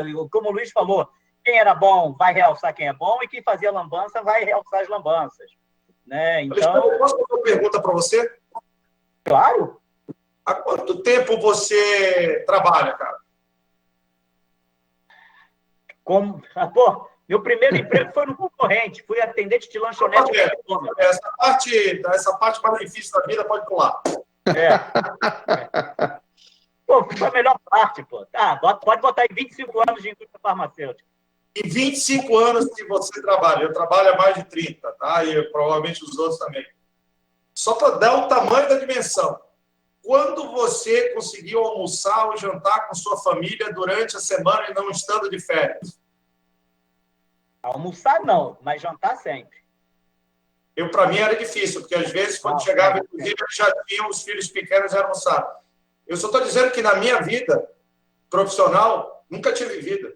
Em teleconferência, agora eu já conheci que pessoas, sócios meus, têm gato, tem cachorro, passa aqui. A gente está vivendo alguma coisa do outro lado também. Talvez o maior erro que a gente possa cometer em um momento difícil é não aprender. Com certeza, é isso que eu estou falando. Quer dizer, eu acho que a gente, como ser humano, a gente vai aprender muitas coisas, né? E sem dúvida, dá valor a coisas que pareciam ser inócuas na nossa vida e que fazem uma diferença. Como o Marcelo falou, caraca, como é bom um abraço. Né? Eu já falei, o primeiro cara que eu vou abraçar quando liberar aqui, eu portei do prédio, vai ser o primeiro que eu vou encontrar. Na saída, eu já vou dar um abraço nele. Né? Desse jeito. Respondendo a sua pergunta, Yuri, aí vai, não é? Pelo amor de Deus, quem sou eu para dar conselho? Mas, cara, o trabalho não é a coisa mais importante da minha vida, nem a segunda, nem a terceira. Está batendo ali na quarta, na quinta. Então, eu não abro mão de jantar com a minha família jamais, jamais. O almoço não tem jeito, né? Moro longe, não dá para ir e tal.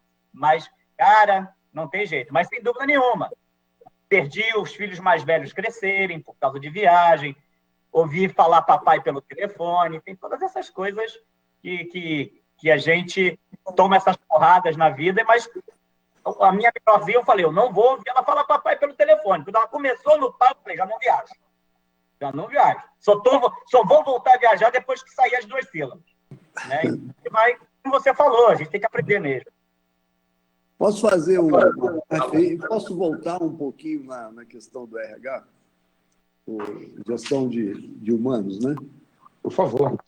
Tá. O ponto é o seguinte, a questão que vocês estavam falando aí, olhando o RH, né, para mim, assim, indiscutivelmente, na nossa empresa, até o Yuri falou numa questão de seguir uma orientação, né, dos 50 anos nossos e tudo, né? Sempre eu consegui voltar isso para o meu pessoal. Se eu não entendo o meu pessoal, eu prefiro não ficar junto, entendeu? Não há nada pior no mundo que você trabalhar com pessoas com as quais você não consegue conviver, você não se dá bem, né?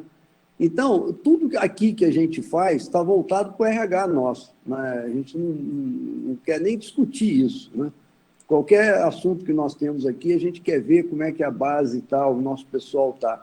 E nós fizemos um acerto na empresa fantástico, nós fizemos uma universidade corporativa, né? E nós já temos aí 18 mil cursos dados, né?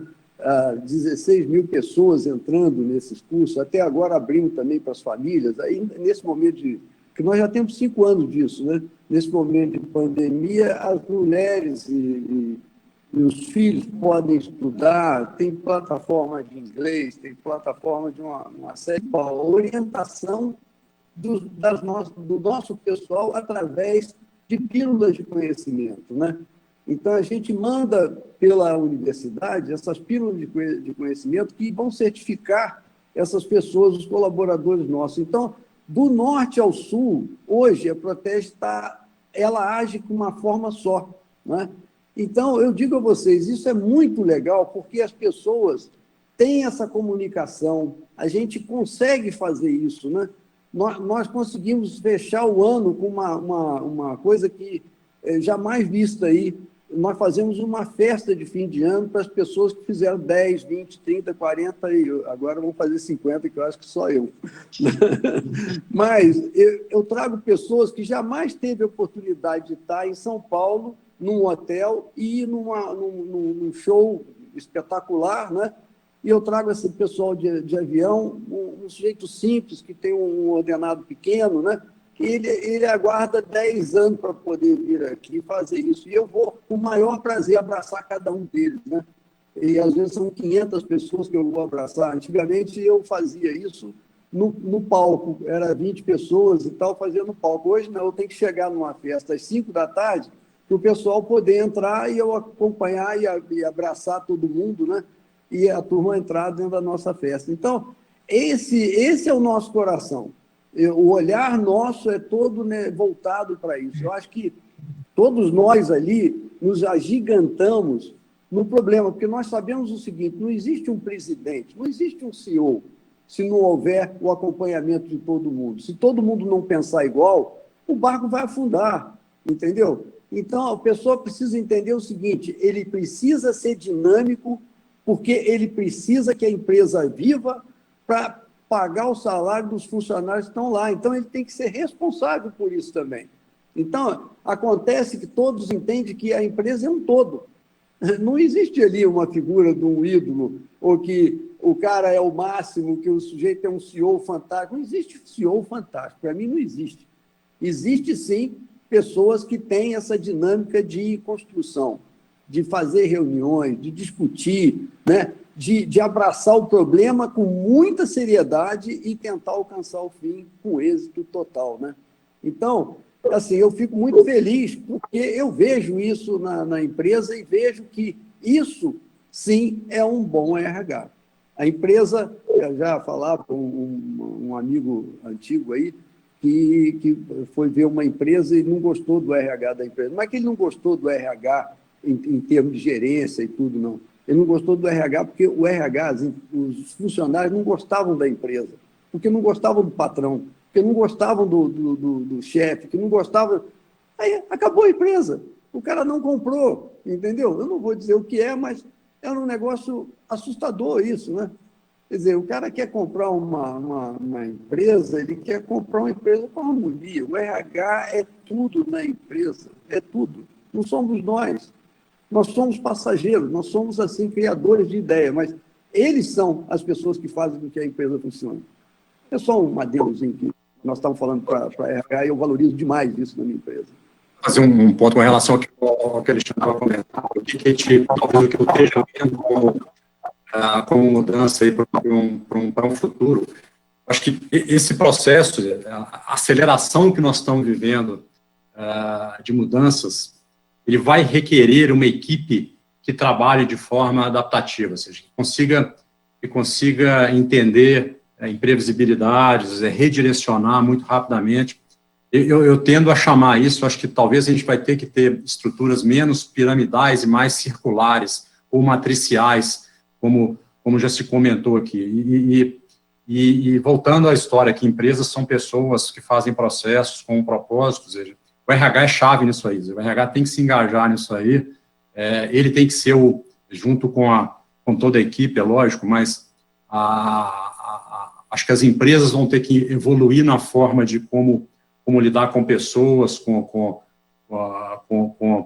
e vai requerer talvez aptidões, né, os capabilities diferentes. Quando você for no seu mix de recrutamento daqui para frente, você talvez vai ter que ter pessoas que consigam trabalhar mais de forma matricial, muito mais projetos, times, equipes, projetos, do que aquele silo, né, que empresas ciladas, onde cada um, bom, esse feudo é meu, aqui eu cuido, ninguém dá palpite. Eu acho que isso aí está fadado ao fracasso. Acho que não é a forma que eu vejo como as empresas vão ter que se adaptar para esse novo normal aí. Então, flexibilidade, e não só do líder, não só do CEO, mas que toda a equipe entenda que isso tem que ser assim, que isso é bom, e isso é que vai fazer ela ser bem-sucedida, né? Mais alguém gostaria de completar alguma coisa? Não? Só uma coisa, e Yuri tem razão, o maior defecto, o maior pecado seria não aprender nessas situações. Passado essa situação, o maior defecto é não aplicar o aprendido e esquecer. Eu acho que isso é muito importante. E sobre que eu pediria a RH, o que eu pido a todos os colaboradores, eu tenho uma dica que sempre falo, que é, gente, pelo amor de Deus, sejam vocês um pouco inventivos, sejam vocês os malucos, que eu asseguro. Porque se vocês não são os malucos, para que eu asseguro, e me trazem propostas diferentes, o maluco vai ser eu, e vocês não têm como me assegurar. Então, é melhor que vocês sejam os malucos que eu asseguro, né? Porque senão vai ser uma bagunça, ninguém me vai falar que não, e a gente vai cair, vai afundar bem profundo. Então, só as palavras. Eles têm que inventar, têm que trazer novas fórmulas, o que um pouco falava Ricardo, né?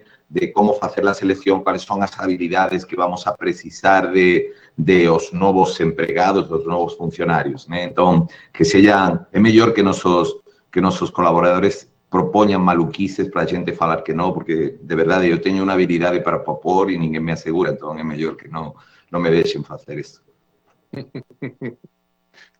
Obrigado. Nós recebemos mais uma pergunta, e essa pergunta é bem interessante. Eu também tenho curiosidade para ouvir de vocês o que vocês acham. Onde vocês acreditam que vão estar os empregos no futuro? Nós temos uma economia em transição, né? Vocês já deixaram claro, né, que existe uma série de dúvidas, mas também existe uma série de segmentos que, obviamente, estão tendo oportunidades, estão crescendo, estão se alavancando. Queria ouvir um pouquinho de vocês, como que vocês acham que a economia vai se desenvolver, quais são os segmentos aí que vocês podem deixar de orientação para as pessoas que estejam em busca de emprego, né? Como iniciar a jornada? Bom, então, me aventurar aqui a especular um pouco sobre isso, né?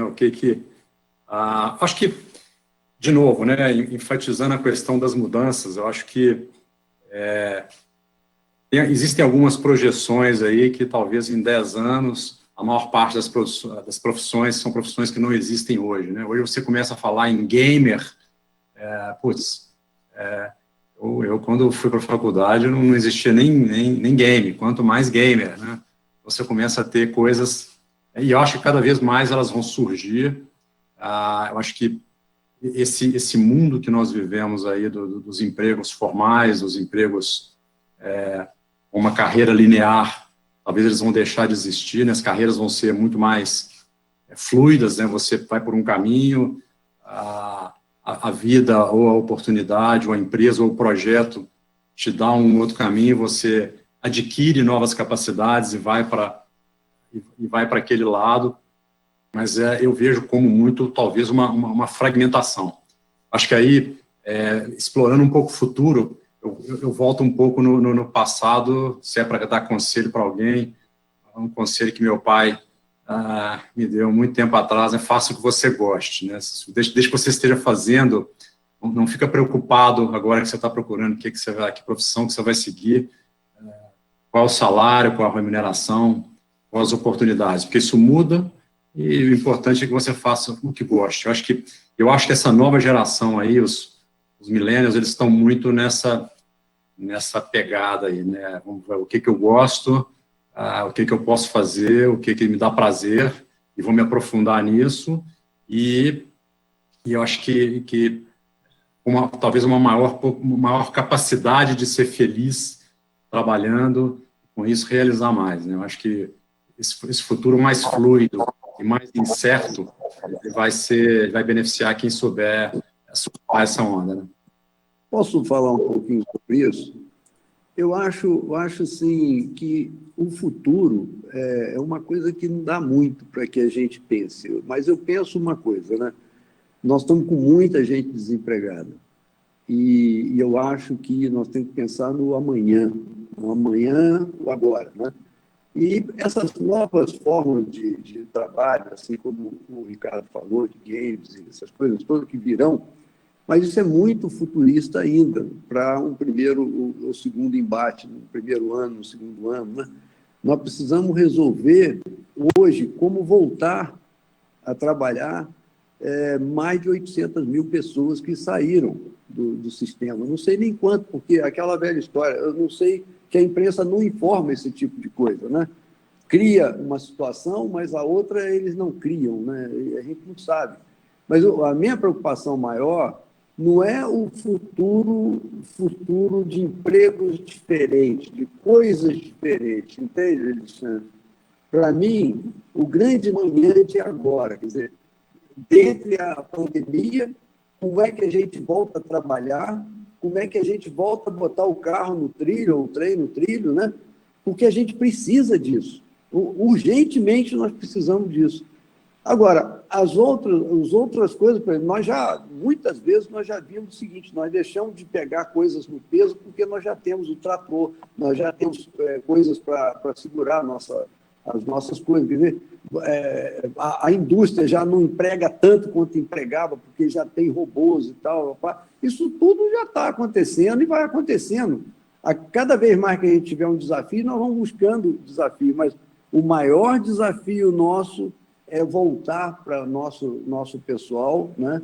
E colocar eles no trilho, botar eles de novo desenvolvendo com emprego, entendeu? E a gente fazendo o Brasil funcionar. Isso, para mim, é o maior sonho no momento, porque eu não vejo, com essa política, com esse governo, com essa imprensa, eu não vejo isso tão claro, que poderiam estar ajudando e só estão fazendo um desserviço danado, entendeu? Criando cada vez mais polêmica e morte aqui e ali e tal, criando medo nas pessoas, as pessoas se confinando cada vez mais, e nós não estamos assim, aqueles que podem ficar em casa estão tranquilos e tudo, mas e aqueles que estão desesperados, ninguém sabe entendeu? O sujeito abria a fábrica dele 3 horas da manhã para buscar uma roupa para ele vender no sistema, no telefoninho dele. Pelo amor de Deus, gente, né? Então, nós temos que pensar o nosso futuro, que é agora. É o agora, é o amanhã. Alexandre, talvez tão importante quanto o que o Ricardo falou para mim sempre guiou a minha vida profissional, é fazer o que você gosta, né? Então, eu acho que esse, para mim, é a certeza de que você vai estar bem, e você estando bem, a empresa também vai estar bem. Tá? Esse é o primeiro. Além de fazer o que você gosta, eu acho que se alguém estivesse se preparando para o futuro aqui, que ele seja amanhã, como o Marcelo comentou, seja daqui a 1 mês, 2 meses, ou 1 ano, 2 anos, além de fazer o que gosta, eu acho que mais do que aonde trabalhar, tá? O que é que você precisa desenvolver para ter uma chance melhor de trabalhar. Quais são as competências, talvez, que você precise, né, nesse ambiente que você está vivendo. O Yuri pensou em ser CEO no passado, começou trabalhando para ser o CEO? Não. Eu acho que a gente foi desenvolvendo competências, tá, que ajudaram, quando a oportunidade surgiu, de você estar lá. Tá? Então, eu acho que é muito de competência. E o último aspecto que eu diria, tá, se pudesse pensar um pouquinho para frente, pensando, por exemplo, no nosso setor, as pessoas vão continuar comendo. Até o momento que criem, aí o Alexandre vai ficar contente, né, o França, mas que criem uma pílula, tá, que você, ou uma pílula, e ali tem um gosto de um Whopper, tá, de uma batata frita, de um refrigerante, tá, espero que demore tempo, e ainda assim vai ser muito chato, porque tem algumas experiências... Eu adoro o hambúrguer do Burger King, eu adoro. Então, até chegar nesse momento, tá, tem umas outras experiências, cara, com certeza as pessoas vão continuar comendo. Se vão continuar comendo do jeito, e para trabalhar nessa empresa, se vai ser menos contato físico, vai ser omnichannel completamente, né? Então vai ter o que vai querer ir no restaurante, o que vai querer ir, o que não quer, o que quer apertar um totem de pedido, o que quer falar com um caixa e explicar o produto, vai ter de tudo, tá? Mas qual é a competência que eu preciso como profissional, tá? Se eu for gostar de trabalhar numa empresa de varejo que ganha mais dinheiro, quando está todo mundo se divertindo, Natal, Ano Novo, final de ano, tá? Aí tem que gostar, no ponto do Ricardo. Que competência eu tenho que ter para trabalhar nesse mundo? Acho que é mais ou menos por aí. Eu añadiría, Alexander, que o futuro es de los flexibles.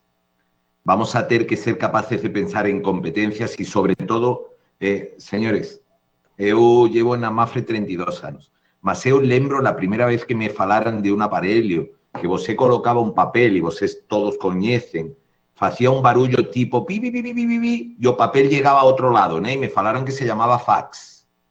Lembram disso? Eu passei por la máquina contável de espumar, aquela registradora, gente, e passou em 40 anos, né? As mudanças que vêm para o futuro passam em 6 meses, e em 6 meses, e em 6 meses.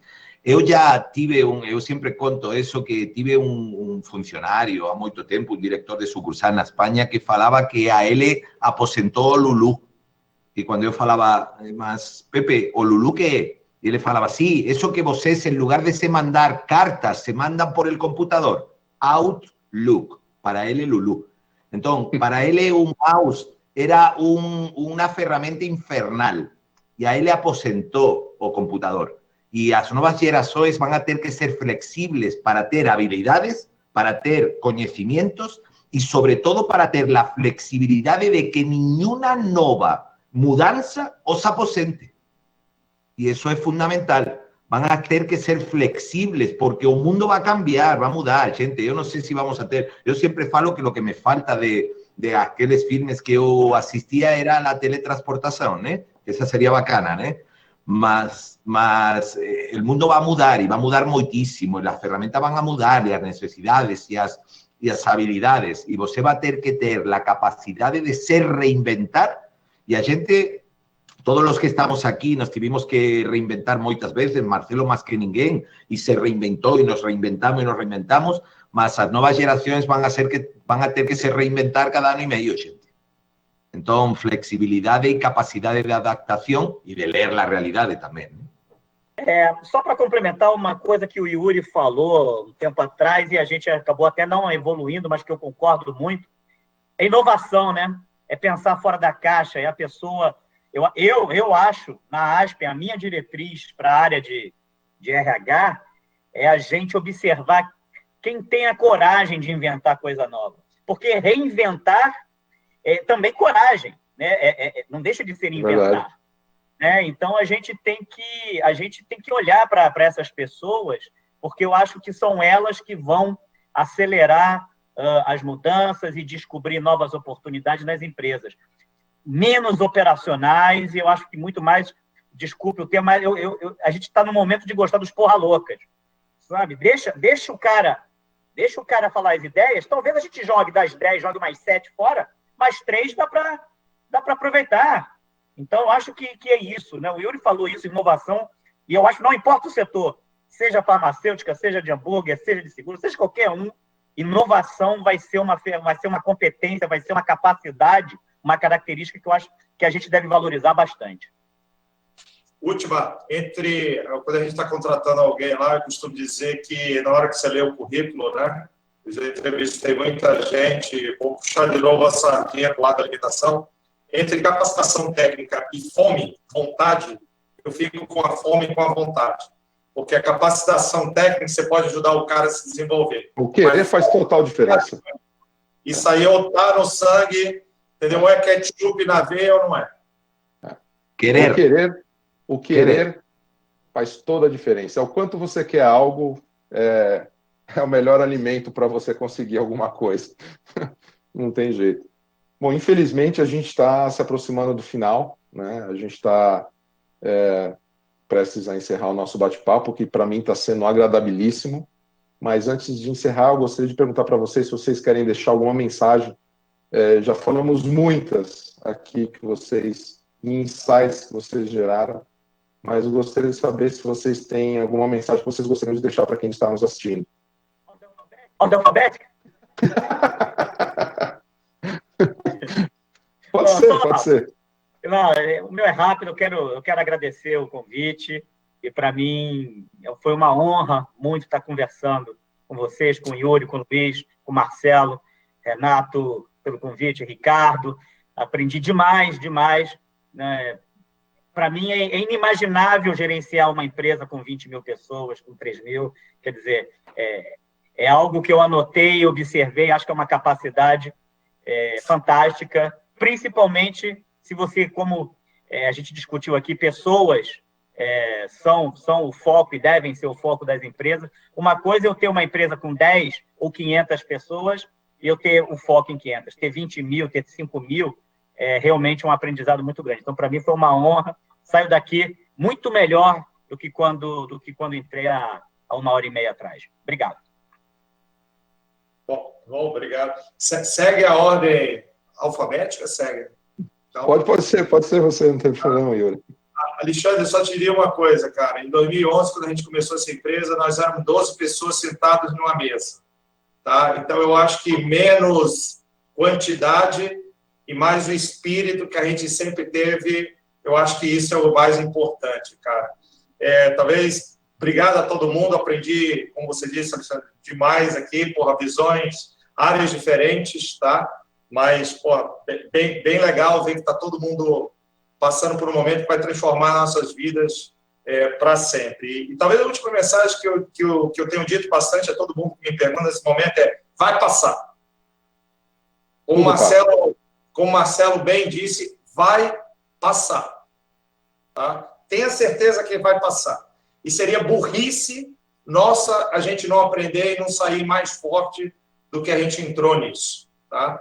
E a última, que eu também tenho dito bastante às pessoas lá, em momento como esse de grandes desafios, vamos procurar transformar o desafio não em medo, mas em energia para a gente sair lá na frente. Obrigado a todo mundo aí pela oportunidade. Obrigado, Yuri.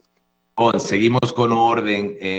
Gente, muito obrigado. Muito obrigado. Foi um prazer para mim, uma honra estar aqui com todos vocês, escutar a todos vocês, aprender e ver que distintas visões de distintas indústrias, para mim foi um luxo, de verdade. Muito obrigado. Eu mandaria mensagem que é, nos momentos que mais estamos utilizando a tecnologia, a gente vira mais humana. Nos momentos en que estamos isolados, estamos más juntos, y Yuri falaba, ¿no? Más acompañados. Nos momentos de a mayor crisis que seguramente el mundo vivió desde la Segunda Guerra Mundial, porque la guerra fue parcelada, ¿no? No fue en el mundo, y esto en el mundo, nos momentos de mayor crisis, a gente está demostrando que dá on office, eficiencia, efectividad, compromiso. Entonces, a gente es capaz. Que yo pediría, no esquecer de lo que aprendimos y no desistir nunca. Da para continuar, vamos a salir de aquí, no desistan nunca, tenemos que continuar empurrando, porque vale a pena, nuestra sociedad vale a pena, nuestros empleados vale a pena, nuestros países valen a pena, nuestras empresas valen a pena y no podemos desistir. Entonces, ya demostramos que somos capaces y falo como sociedad, no mundo todo, no en especial, cuántas empresas bomban esa situación resistiendo esa resiliencia yo actual. No tiren a toalla, vale a pena, no desistan.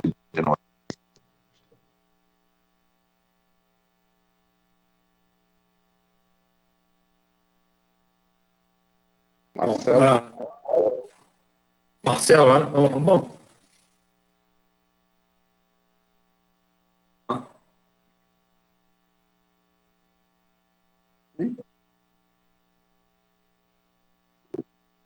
Deixa eu ir, então.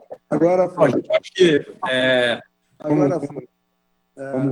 Posso ir na balada.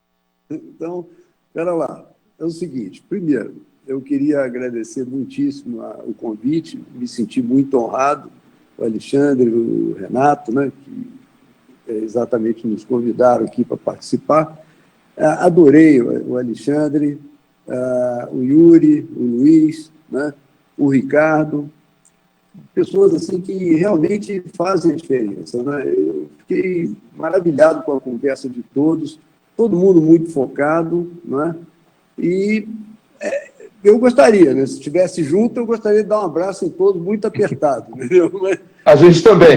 Não podemos, né? Mas fica meu abraço a todos vocês e obrigado aí por me ouvirem. Um abraço. Muito obrigado. Bom, eu acho que quero agradecer ao convite para estar participando do bate-papo, essa troca de experiência, que, sem dúvida, acho que todos aprendemos, que é muito interessante, porque acho que todos estão vivendo essa crise aí de uma forma meio solitária no nosso negócio, né? Então, acho que é bom a gente estar trocando figurinhas aí, aprendendo com a experiência de outro. Para mim foi extremamente rico. Acho que a mensagem que eu gostaria de deixar para quem está nos escutando aí é de um otimismo. O cenário que nós estamos vivendo é extremamente desafiador.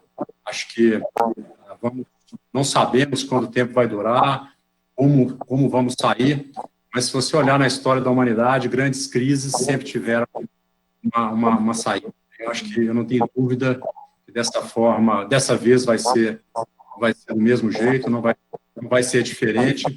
O mundo, com certeza, não sei exatamente quando, mas vai ser melhor. Então, deixo a minha mensagem de otimismo a todos aí. Pessoal, muito obrigado. Eu gostaria de agradecer muitíssimo a todos vocês pela troca de experiências. O bate-papo foi muito agradável. Eu acho que eu pude aprender muito com vocês. Acho que quem está nos assistindo também puderam aprender bastante coisa. Muitas dicas, muitos insights, muitas experiências práticas, que eu acho que é o que a gente precisa agora no momento, né, de uma visão mais pragmática da situação. Então, estamos, infelizmente, encerrando aqui. Muito obrigado a todos vocês, participantes, e muito obrigado a quem nos acompanhou hoje nesse webinar. Fiquem bem, tudo passa, isso vai passar, e nos vemos em breve. Muito obrigado, boa noite. Tchau, tchau. Gente, só antes de Abraço. finalizar aí, eu acho que eu ficaria aqui mais umas 3 horas. Eu acho que eu sou mais novo de todos, né? Não é possível. Não acho eu não, aprendi. Olha, não venha, não. Eu acredito que sim, depois a gente bate os RGs. Eu aprendi muito, de verdade mesmo. Eu aprendi muito com cada palavra, com cada ensinamento. Realmente é muito bom ouvir vocês. É muito bom ouvir quem está na linha de frente, porque vocês nos trouxeram palavras e mensagens positivas. Em nenhum momento eu escutei crise, em nenhum momento eu escutei palavras que tirassem um pouquinho da nossa felicidade. Foi um aprendizado absurdo. Eu falo que a escola é a escola da vida. O que eu aprendo diariamente com todos vocês, com todos os executivos que a gente tem perto, é absurdo. Muito obrigado pelo tempo, a gente estendeu um pouquinho, mas eu acho que vocês estavam batendo um papo tão gostoso que não dá para eu entrar e cortar. Eu falei assim, vamos manter. Mas obrigado pelo tempo que vocês tiraram para a gente.